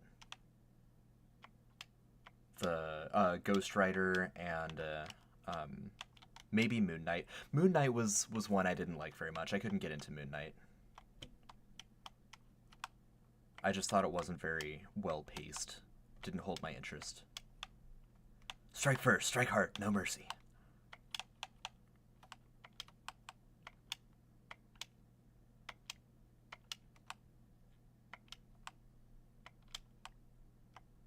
Yeah, he wasn't as crazy as he should have been. I like Oscar Isaac, but I don't think he played Moon Knight to the full extent of what the character needed. Will there be Eternal Night in Voden? I mean, it is in the title, right? It's Veil of the Eternal Night. Know that most vampires need to,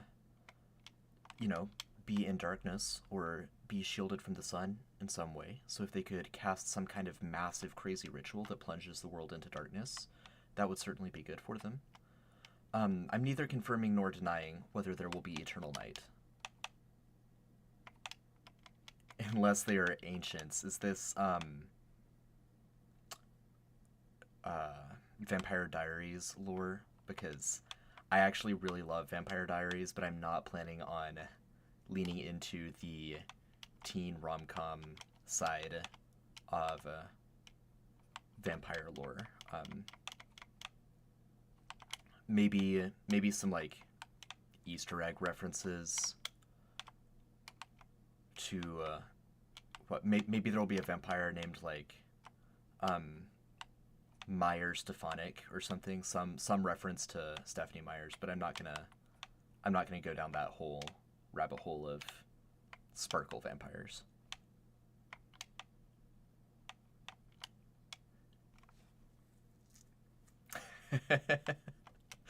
Astakar, I walked right into that. You set me up for that.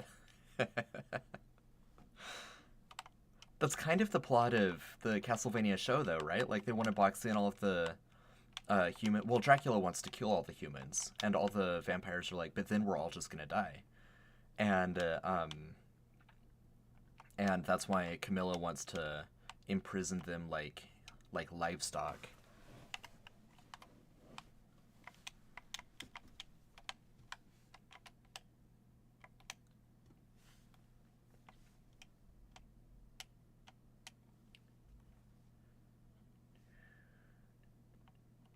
Let's see, I'm trying to...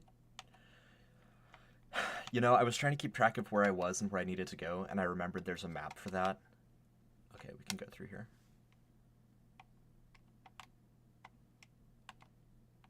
I have not seen Strain, nor have I read it, but I've heard very good things about it. I should add that to my rotation. One that I read a couple years ago that I enjoyed, I need to reread it, is Necroscope. I thought that Necroscope was a really interesting take on vampires.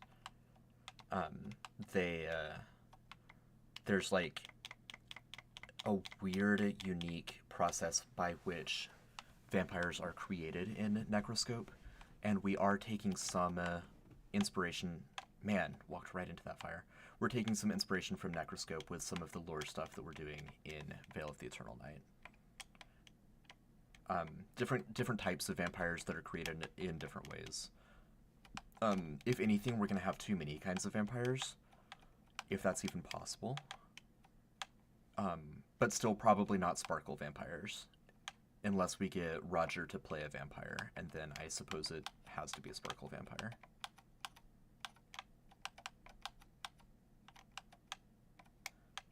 Vampire Hunter D. I haven't heard of that one either. Or, I mean, I haven't read it either. I'll have to look into it, too. Yeah, I like the ideas of Vampire the Masquerade. I haven't read through all of it. I'm just familiar with, like, the concepts. I do like some of those ideas.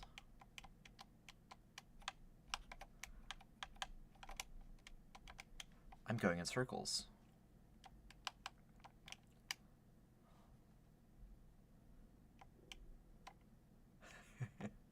Yeah, throw glitter at people.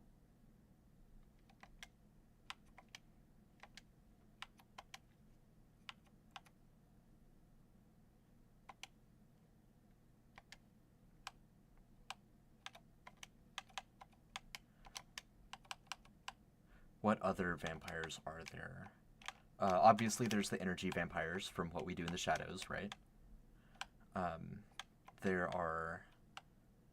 There's the original Dracula and Nosferatu. Blade. Castlevania. Alright, there we go. I had a train of thought. I lost it. It'll come back to me in a minute. Play a fairy cleric. Yeah, the originals. I like the originals characters. I never actually watched the originals just because while I like the characters, I like them because of the way they interact with the main cast. So, oh yeah, the hybrids are fun. I do like those.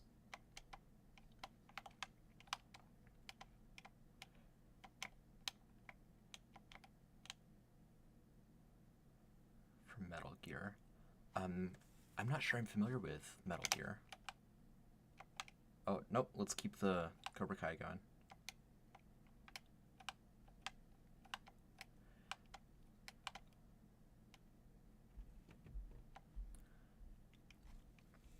Man, I'm trying to remember what I was thinking. I had a deeply relevant thought. It was probably not deeply relevant. It was probably something completely random.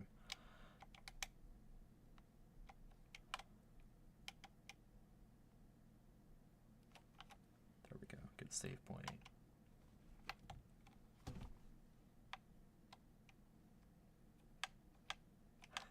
Vampire by association.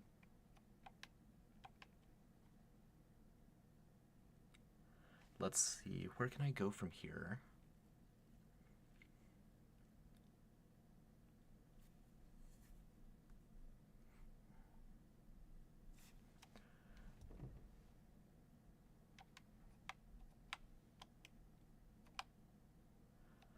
I haven't read or played The Witcher. I've just done I've watched the show. I can't recall any vampires in the show. Yeah, Colin Robinson. We love him. The strongest vampire. Can feed on other vampires.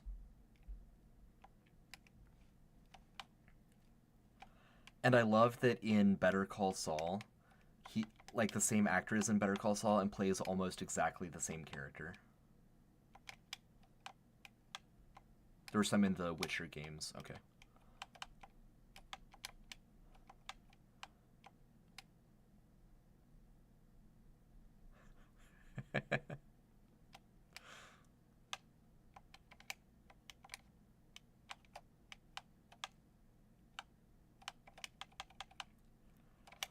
The vampires from the movie that we watched for movie night last week, I thought also kind of sucked. Like it was an interesting movie, but the vampires were more like zombies than anything.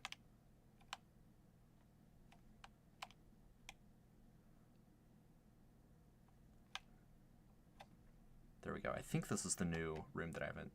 Yes, this is where I was trying to get. Let's see what's down here. Or if it's dead end. Oh no, this is the Hallway of Illusions. I remember this place. The Room of Illusion.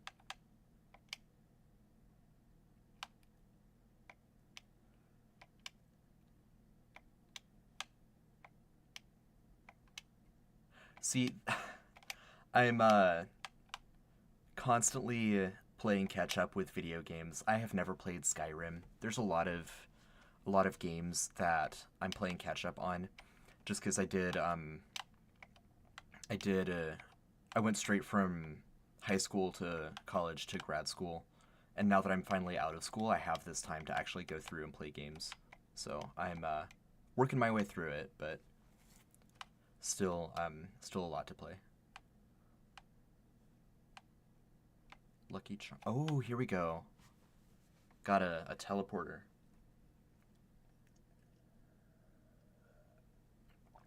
Things look a bit different than they did before. Yeah, it's because I teleported.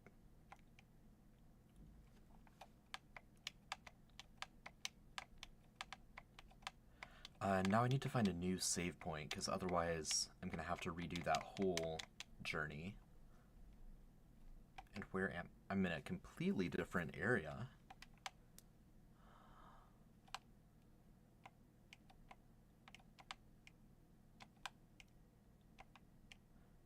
Redfall. Asterion is in Baldur's Gate 3, right? He's a vampire in BG3. TJ was talking about him yesterday.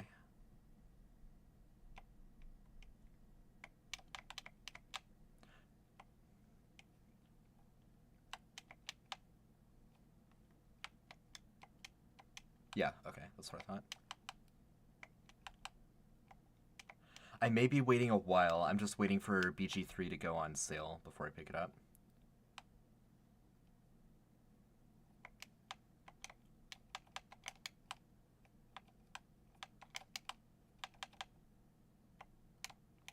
Yikes, this thing is strong.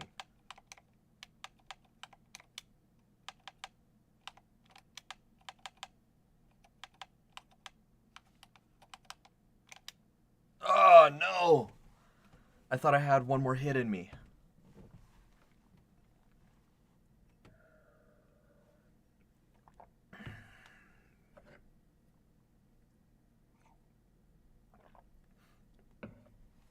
Alright, well, we will go, we'll go about 30 more minutes. I'll see if I can get back there and hit a save point.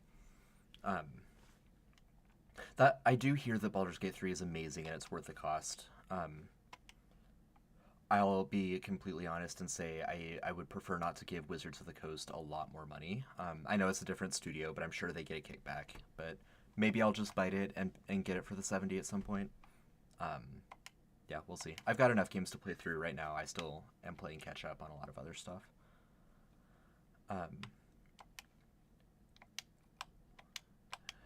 I wish I could remember what I was... I'm sure I'm going to remember my thought as soon as I'm done with the stream. That's just how it works.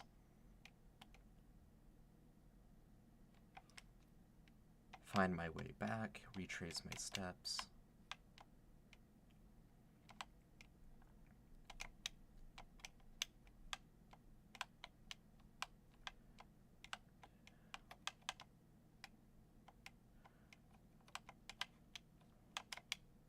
I meant to ask at the very beginning of the stream. I hope this is the case. Can you guys hear Castlevania? Can you hear the game as I'm playing it? Because otherwise, I'm sorry. There have been moments where I've been just vibing and letting the music go. And I would... no music.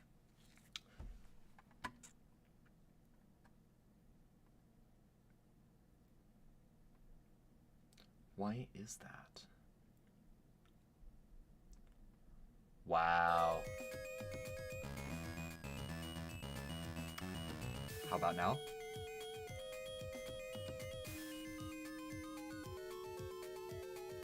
I bet you can now. We'll find out. Yeah, so... lesson learned, that was user error. I had it muted on OBS, on the streaming software. I had it muted, so...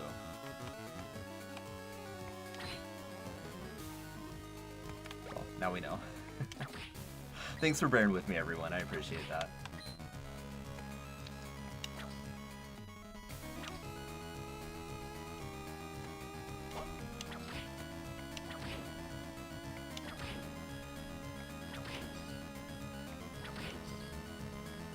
How's the volume in comparison to my voice? Is it kind of set at the right place? We can call it an artistic choice. That's very kind of you.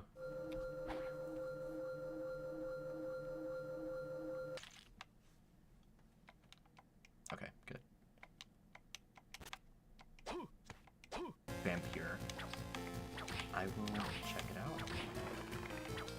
Vampire Survivors is another one that I just really enjoy. I think they added like a story mode. I haven't tried that yet, but their arcade mode is just really fun. And you can either... sometimes I enjoy turning off like all of the upgrades and just playing through it like it's a true like arcade game. Just see how many minutes I can make it, and then other times I just want to like farm for gold and stuff, so I just turn on all the like major arcanas and the what do you call it? The like limit break and stuff like that, just to get a lot of extra resources.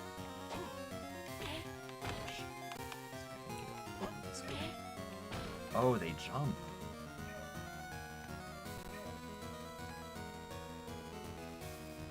Save point. Nope.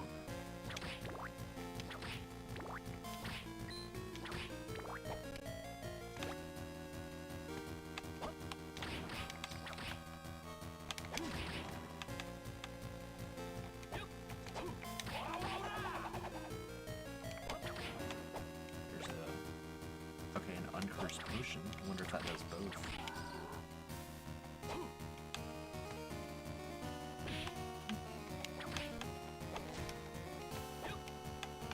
Somehow I jumped through his flail. That was cool. Must have just timed it right.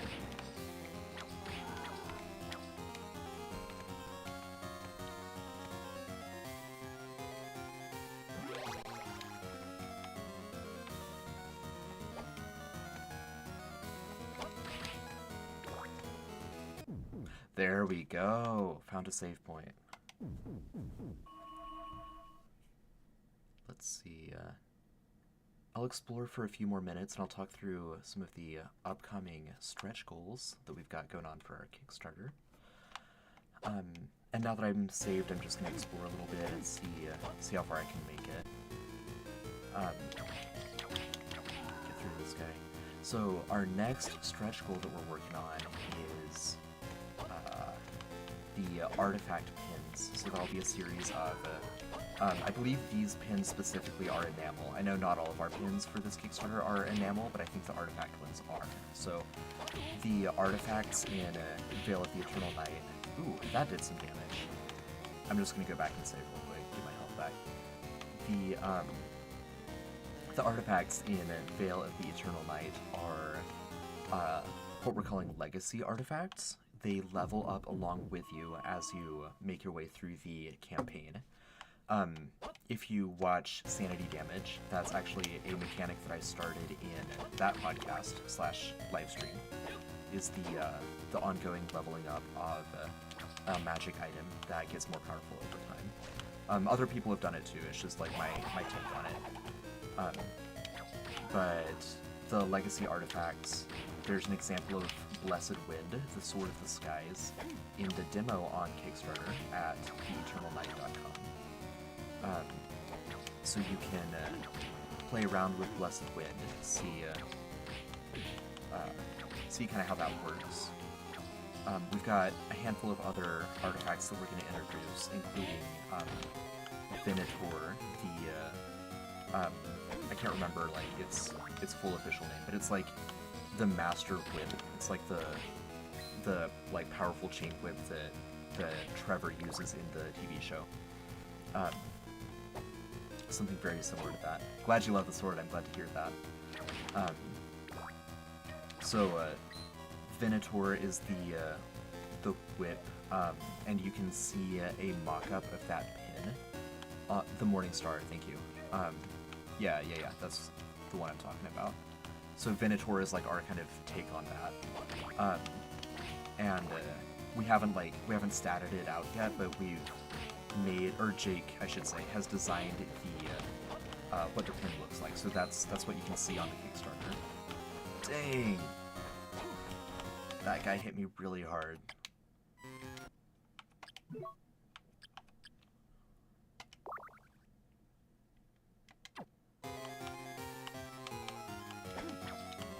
Thank you. I've always wanted to try Pathfinder 1E, but they've, like, discontinued it because they're just doing 2E stuff now, so I haven't actually tracked down a rule set of 1E. I'm sure I could find a PDF online somewhere, but just haven't taken the time to. I hate how strong that thing is, how much it hurts me when I accidentally run into it. It's no joke. Wave the fist. Not enough.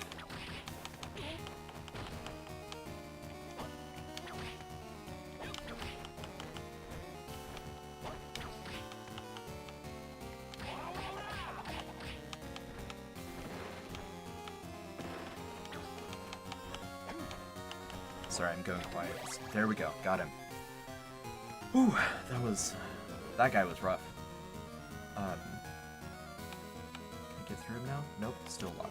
I thought maybe defeating him would be like a mini boss.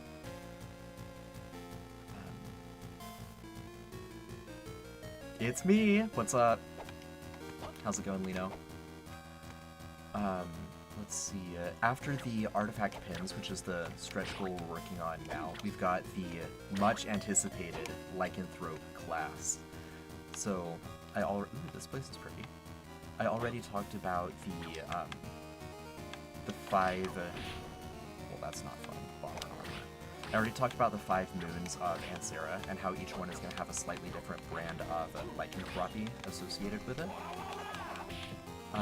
And so the lycanthrope class is likely to be influenced heavily by the 5 moons of Ansera. The lycanthrope class, I would also like to provide plenty of options besides just werewolves, werebears, weretigers, all of the fun options there. It's just going to be a matter of how I can reasonably, in a mechanically fun but succinct way, provide options for all of those different kinds of characters. So I've got some ideas there. I just have to play around with a little bit. Were-rabbits, I would love to see that. Taking different tracks in the lycanthrope class. It depends on what we do. There's definitely going to be some incompatibilities, right? Like if you get, if you're a Dimianus lycanthrope, you can't also be a Scarlan lycanthrope. More than likely. I mean, there's a world in which maybe we make that possible. But I think that just gets too weird, so we're probably not going to do that. But, you know, you might, depending on how this works, let's say you're a Dimianus werewolf, right? And then let's say you take, this is all hypothetical, you take a track in, or you take some talents in the Blood Rage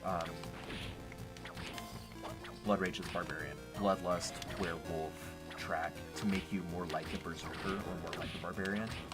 That might be an option, depending on how you format the tracks.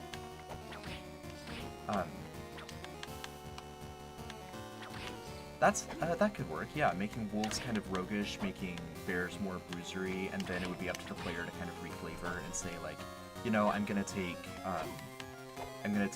werebear talents, but consider me just a really beefy werewolf, for example. That could be a good way to do it. Yeah, there's a lot of options. There's a lot of pieces to play with on the chessboard, so it just kind of depends on what ends up being the best way to assemble those puzzle pieces. That was annoying. Don't like that from that skeleton.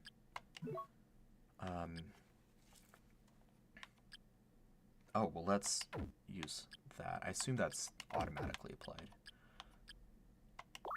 There we go. Yeah, okay, so the map shows me that little, like, grayed out area up there. After the lycanthrope class, kind of an odd question, will the lycanthrope and vampire class also have weaknesses? Almost certainly they will. In the same way that the, like, psyche talents give you some strengths, but are primarily weaknesses, I think that with the lycanthrope and vampire classes, you're likely to see primarily strengths, but some weaknesses, like sensitivity to daylight or to silver or to garlic, or to vervain if you're in the Vampire Diaries universe. Yeah, so you're gonna see some trade-off gameplay with those classes as well. Where Rat makes sense for Rogue. Yeah, I might do like if we're equating different kinds of lycanthropes, different like types of animals to different classes, I'd agree with Were Rat for Rogue. I'd probably make Wolf just a straight up fighter because they're very tactical. They fight well in a team, like pack tactics. Bear would be the Berserker. A Were Tiger, I mean, is it too much to make it a mage, like a Rakshasa? I think that could be fun. Sneak in here. Way of the Fist! No mercy. There we go.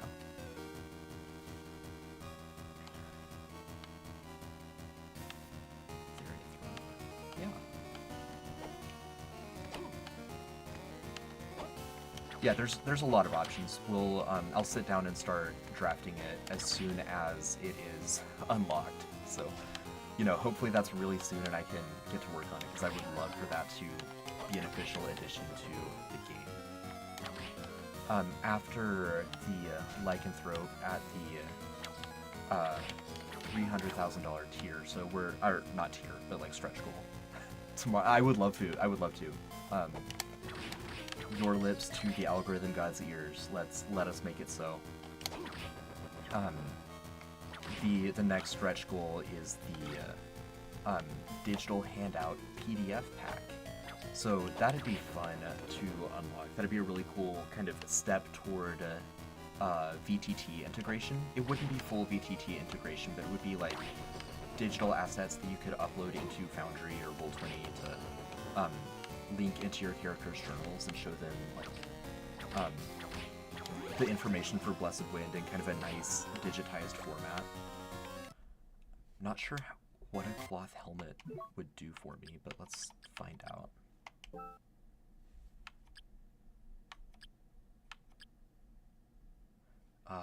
Increase my defenses.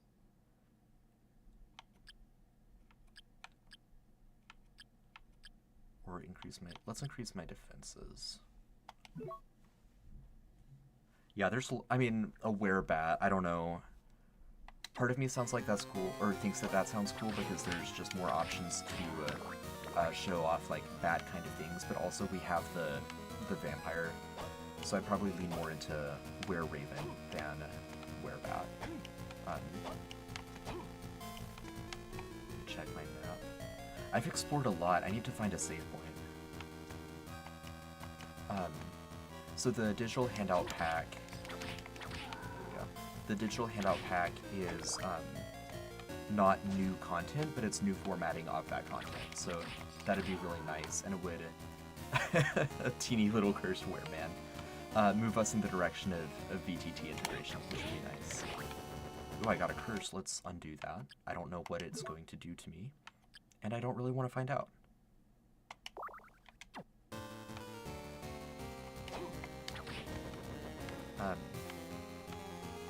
Warehouse, or a were-gazebo, like that classic story of the D&D player who didn't know what a gazebo was. So the game master is like, you see a gazebo on the hill, and the player's like, I shoot it. The game master's like, okay. I mean, it's still there. I shoot it again, and again. On and on. Finally, I attack it with my sword. And the DM is like, okay, the gazebo awakens and eats you. Just so over the shenanigans. Okay, Luminous Cavern sounds fun, but I need to find a save point first.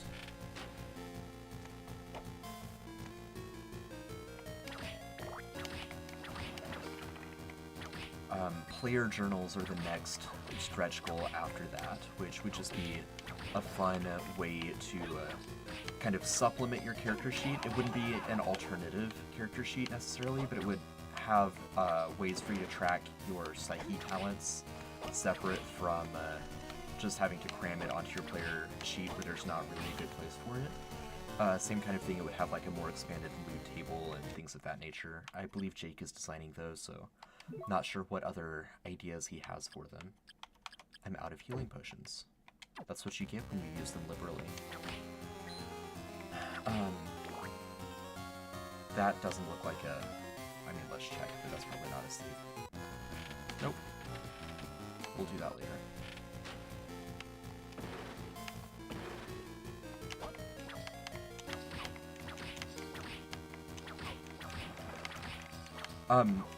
I don't believe that Jake is, like, super... I mean, his expertise is not in coding. I think he knows probably around the same kind of level of coding that I do, which is not enough to build out a whole VTT support. So, I'm sure, like, what I would do once we're ready to do VTT integration is we would have Jake design, like, what it visually looks like, and then hand that to a coder to have them turn it into a reality.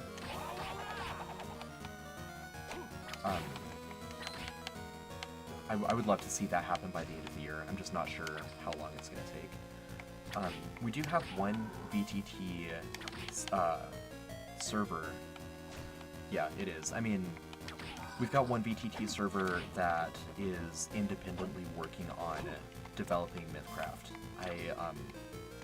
unfortunately can't remember their name off the top of my head. It's one of the newer ones. So I'm excited to see what they come up with. But yeah, VTT creation or support is more involved than you might think. We've gotten something that works like okay for when we record MythCraft the podcast, but even that, it's like it's just a little bit janky to make it work and do everything we want it to. Man, I'm out of healing, and I've got like 1 health left.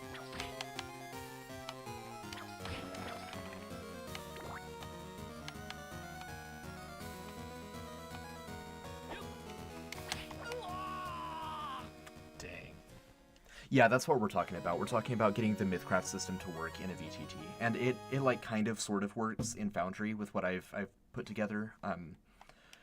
Kyle, the MythCrafter for our MythCraft podcast, has worked with me to put a lot of that together, but neither of us, again, are like professional coders. So we've gotten enough to where we can like click on dice and get them to roll automatically, but we can't have them. We have to go in and manually update them when our stats increase, instead of just letting our stats increase and having that kind of on the back end auto apply. So we're a ways off from that, but you know, we'll get to it as soon as we're able to.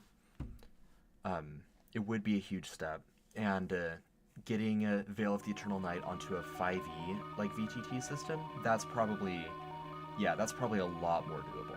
I feel like I could. I don't think I would, because it would be very like incredibly time consuming. But I mean, maybe if I just put Cobra Kai on and I'm watching runs, I could probably do that for Foundry, for Roll20. I could probably do that in a 5e system.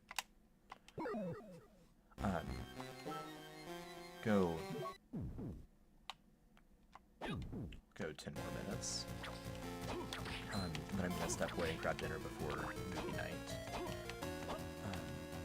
Let's see. See if I can find another save point. I was looking away from the screen and I ran right into that guy.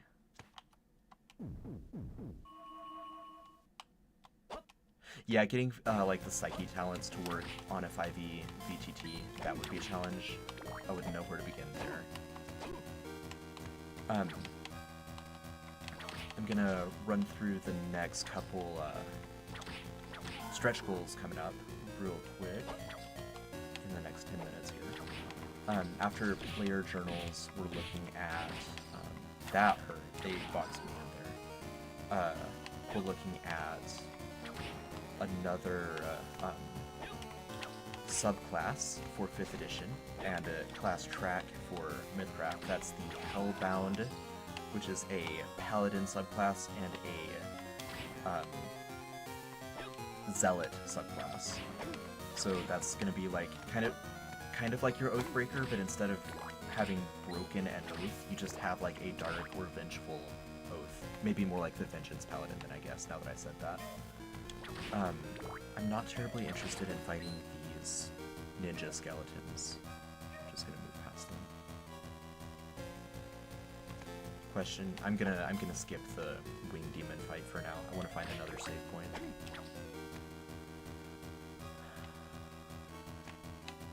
Haven't been this way. It's down here. Interesting. Okay, that's blocked. After the Hellbound, we've got a new mythic creature, and after that, a new legacy artifact. So both of those will be really fun. We'll see if we can get there. And then at 400,000, the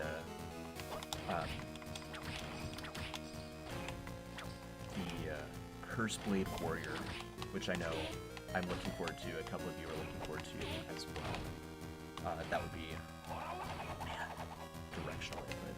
That would be really cool to see. A set of mythic monster pins after that. You can see an example of them on our Kickstarter. We've got Asriel, prototyped out, again designed by Jake. And I'm gonna give up on that fight. That's too much for me right now. And after the Mythic Monster Pins, this is the one that I am really looking forward to. Dang, you can cut all the way through that wall. I don't like that. After the Mythic Monster Pins is the Garlic Inclusion Dice set, which is a set of dice that has tiny little plastic garlics in them. They are not edible. Do not eat them. They don't smell like garlic. They don't have real garlic in them. They just have little plastic garlics in them. And I would really love for us to get there, because that would be just such an amazing addition to anything is edible once. I legally am required to say do not eat the garlic dice. We do not endorse eating the garlic dice. Garlic dice should not be put in your Italian food. But they should be put in your Veil of the Eternal Night campaigns. I think that would be a lot of fun.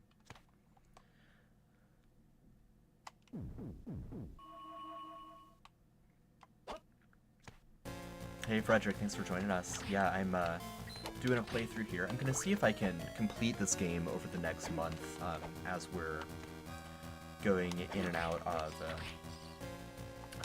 Castlevania playthroughs and MythCraft live streams as part of the Kickstarter campaign for Veil of the Eternal Night. There we go. Get a level up. Yeah, thanks for joining us. Tonight's stream is actually almost done. Stick around though, because we're gonna do one more giveaway before the end of the stream. I'm gonna go... I've said 10 more minutes a couple times. This is what happens when I play video games. So we're gonna go about 10 more minutes. And then do that last giveaway. And then be sure, if you are around, we would love to see you, ouch, in the MythCraft Discord, discord.gg/MythCraft for movie night. Yeah, just 10 more minutes, Ma. We're gonna be watching Blade, which I'm really excited to watch again. It's been a couple years. Cody does commentary of these movies. He's been doing vampire movies every Wednesday night in celebration of Veil of the Eternal Night. So check that out. That'll start at 9 Eastern, so a couple hours from now. So there will be a little break between, man, those bombs. Little break between this stream and us watching Blade together. Give me a chance to grab some dinner.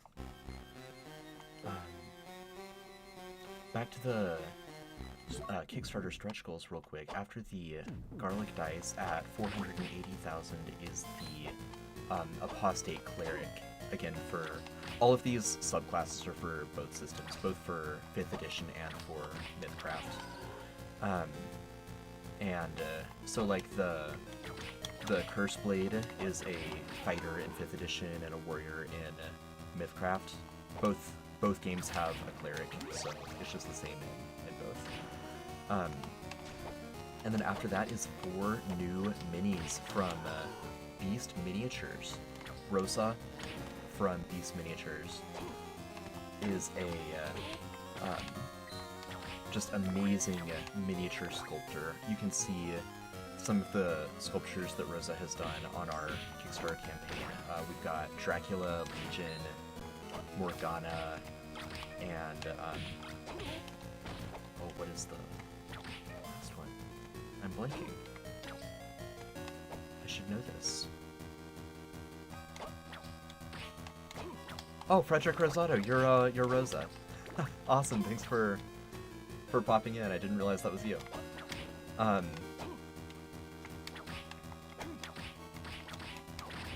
Yeah, and so if we hit 500,000, then we're gonna get 4 new boss minis. So that's gonna be incredibly exciting. I would love to see that come to fruition.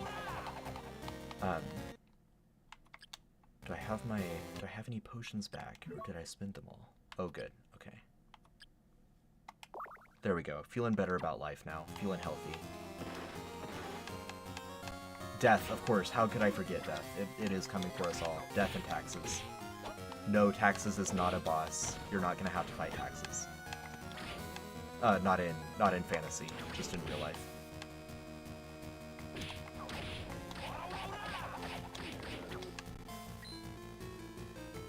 Dang it, there's so many of these guys. Burning through my potions again. Could you have taxes as a villain?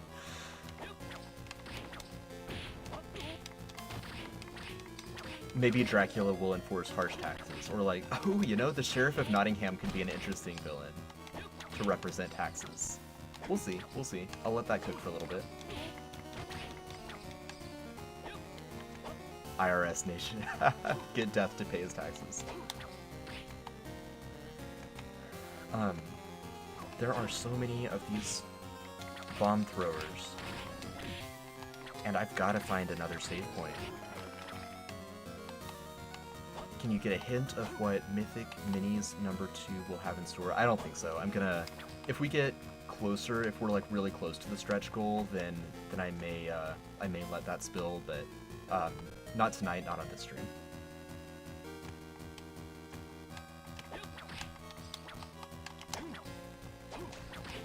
Just like in real life, the villain was capitalism all along.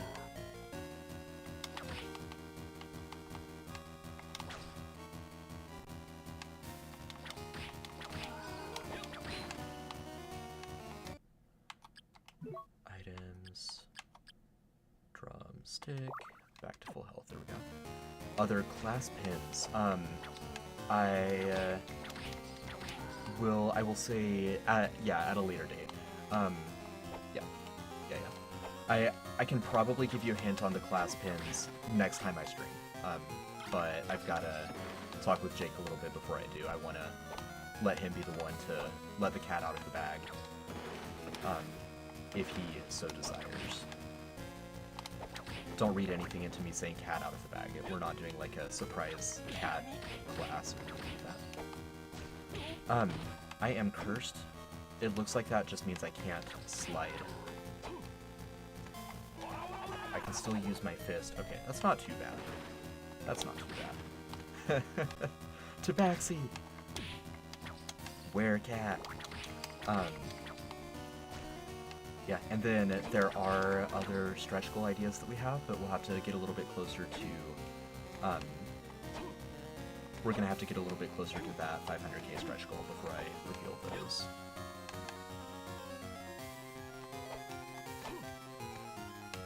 Let's see, anywhere near a save point. Maybe. There might be one at the top of this tower.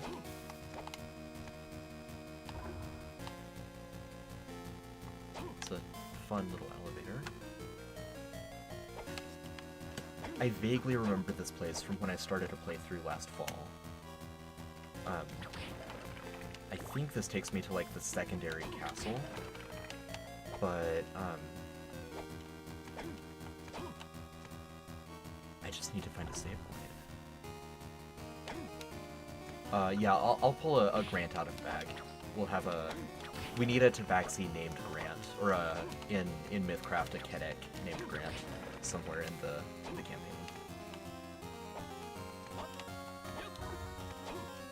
Like a city merchant trying to making a role-playing game in the MythCraft world.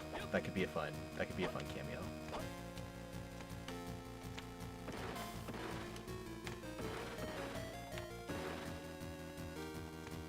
Will Mori be in... I don't know. Maybe is all I'll say to that. It's locked, isn't it? Yeah, of course it's locked. Everything is locked. But not the vampire stretch goal. That is unlocked.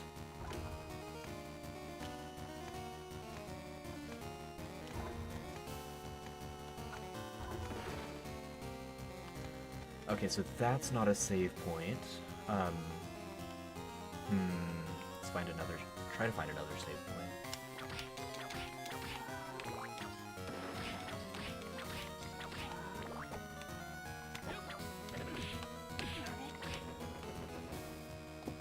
And I'm almost dead again. This is going great.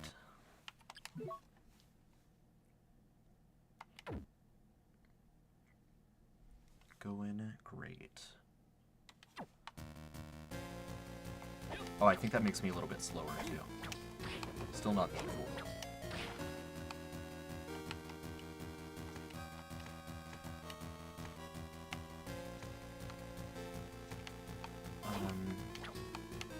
That's that door I found last time that was obviously dangerous, right? Yep, okay, I've been here before.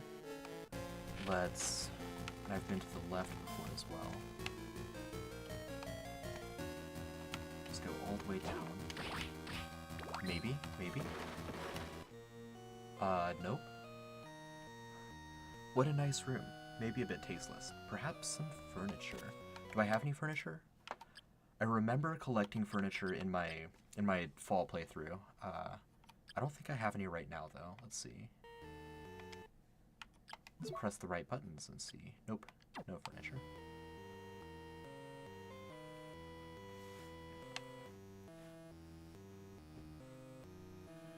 Alright, not a save point.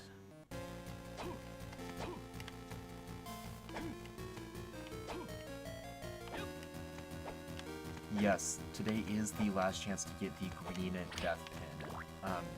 That's the backers in the first 48 hours can get that. So, if you haven't made a pledge yet, consider doing that now if you want a green death pin. It'd be a really fun addition to your loot.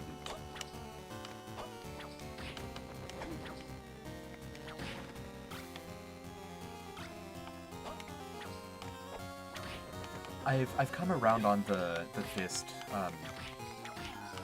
power. It's kind of fun.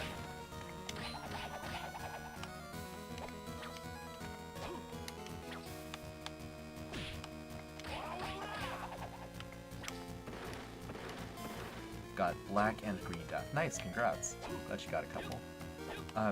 I yesterday got my my bundle of the original MythCraft goodies, which came with a pin of a MythCraft book. I've got it up here on my pin board.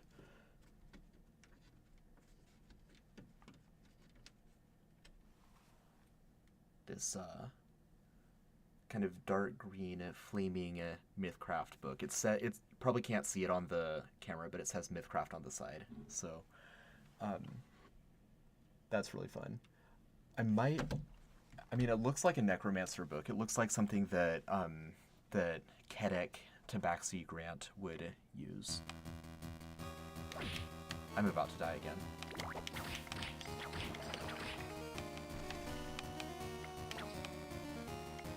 Oh yeah, you were at work when the Kickstarter started. That's tough. Oh man. Just 10 more minutes. Just 10 more. I've just got to find another save point.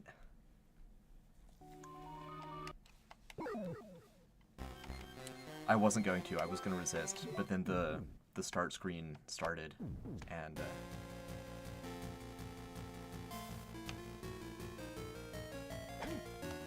yeah, 2 out of 4 is good. And I think they all look really good. The design team did a really good job.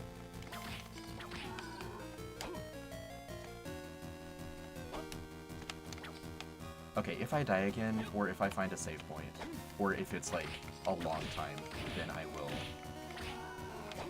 Okay, at this rate, I'm losing focus. There we go, level up.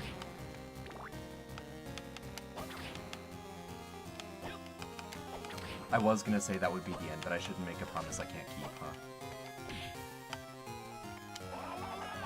Come on.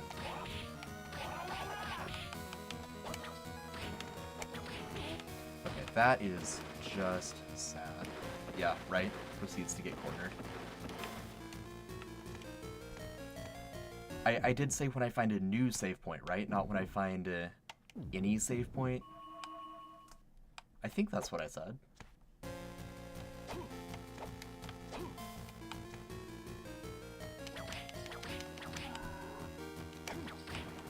Yesterday when I was in a stream with Grant, I'm getting conflicting messages. I think Trevor is right. A new save point.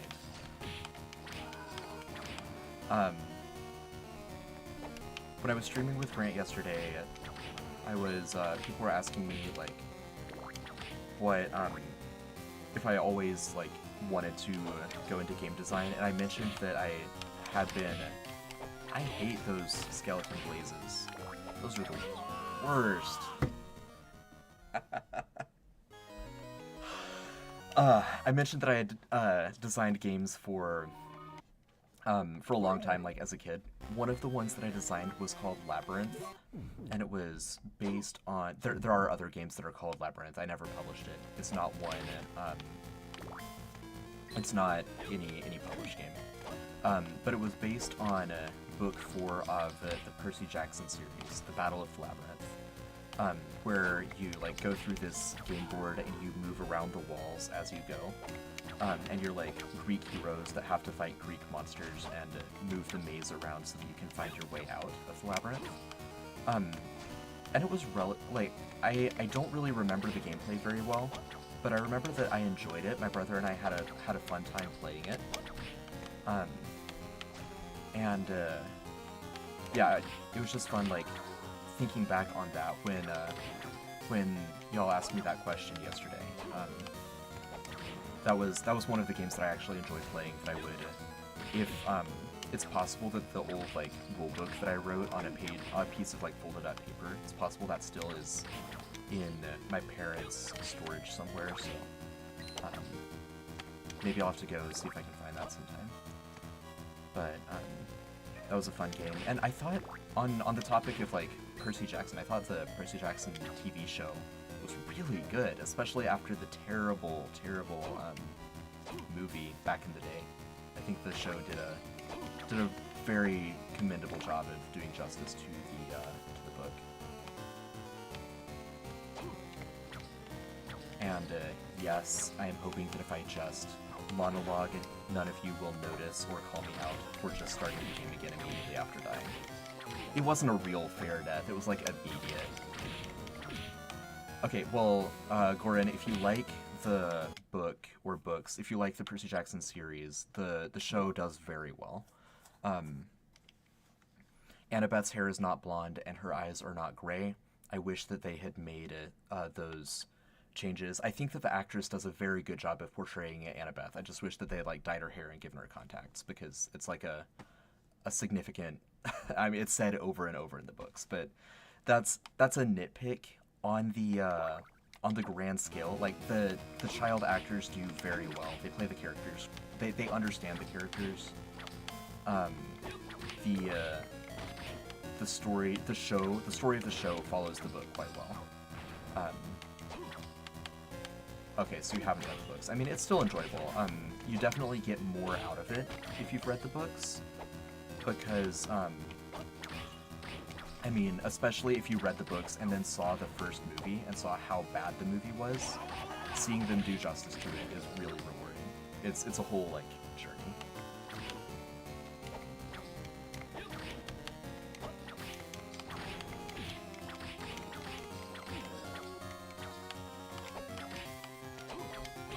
Looks like there was a question in there about the pins. Yeah, I believe the artifact set is enamel, but the other sets are steel, stainless steel.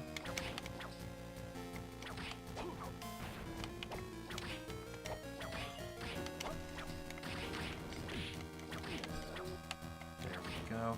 I'm not sure where else to explore. There's that downstairs place with the wing demon. Let me go back this way. There's one more place I'll check.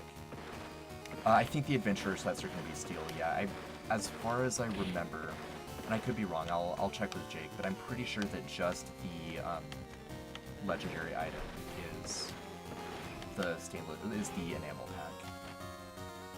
Okay, that's not actually a new place.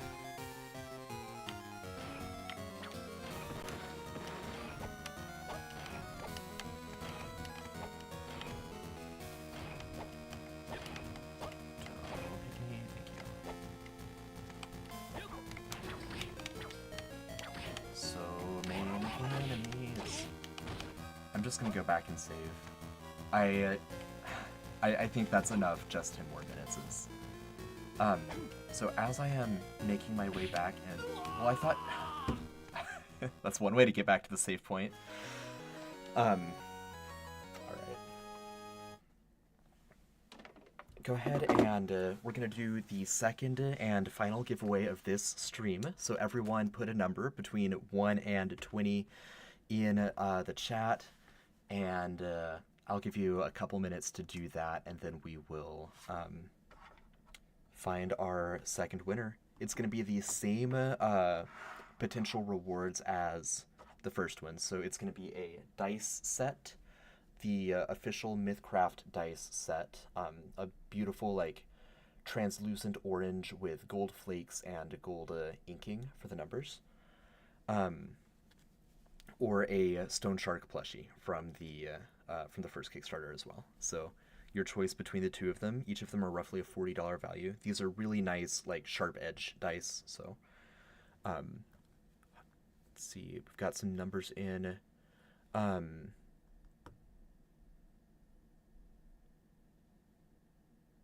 TB, Trevor Belmont. Those are just your initials. Did you already win yesterday? Is that why? I don't remember who all won and who didn't. So. If you did already win, okay, yeah. If you did already win, then please don't enter again. If you do enter again and then win a second time, we will still find out on the other side. So you're still only going to get one reward. But yeah, all right. I've got some numbers in. I'll let it go for about 30 seconds longer, and then I will roll percentile dice. We'll see what happens.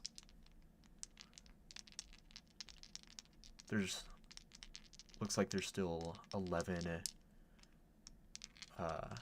viewers, so I think it's probably most of the numbers we're gonna get.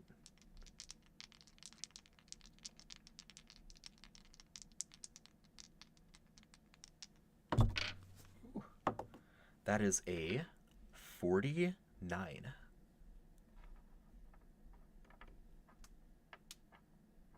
Oh, were you all... Oh. Did I say 1 in 20? I'm so sorry. Okay, I'm sorry. I'm gonna completely scrap that one. Yeah. Between 1 and 100. I'll give you all a couple minutes to do that, and then I will do my reroll there. Yeah. Sorry. That's my fault.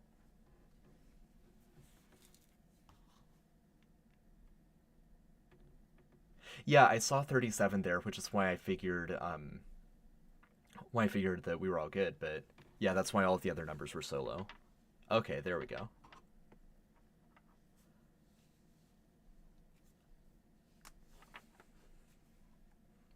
Get some numbers in. Yeah, I was too. I was like, there's a wide window open for you, but we'll see. Maybe it'll still land on in your favor.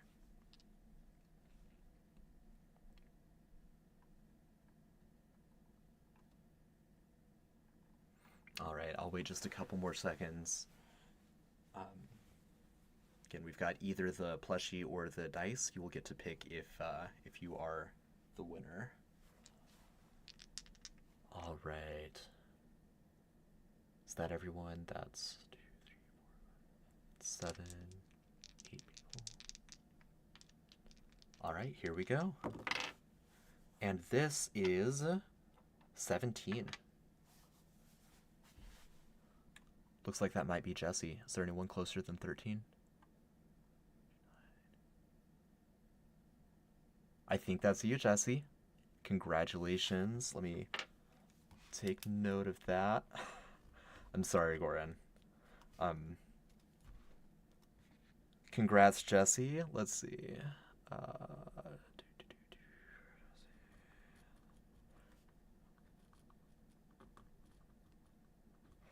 Jesse, what would your preference be? Do you want a dice set or a Stone Shark plushie? Plushie. All right, awesome. Perfect. So you know the drill. You've heard it a few times, but hop in our Discord. I believe you're already there, but open a ticket and give us your shipping address, and we will send that your way. And congrats again. I love the Stone Shark plushie. It's just a little cutie. Thanks everyone for hanging out with me. I will be doing more streaming, seeing how far I can get in Harmony of Dissonance. See if I can actually finish the game this time. Over the next month while our Kickstarter is running, I'll also be doing more streams with the homebrew crew and with the special counsel from our previous Kickstarter. Probably from both Kickstarters actually. So if you're in either special counsel group, then there's when the scheduling works out, then I'll pull you in and we'll do some MythCraft together. So we'll do some Morgana boss raids and we'll do a low level dungeon crawl that I've put together. So be on the lookout for those. Next one is probably going to be on Friday afternoon, evening. So afternoon, evening, Eastern time. Yeah, thanks everyone for hanging out. Check out the Kickstarter if you haven't already. That's theeternalnight.com or Veil of the Eternal Night on Kickstarter. I will talk to you all later. Have a good night.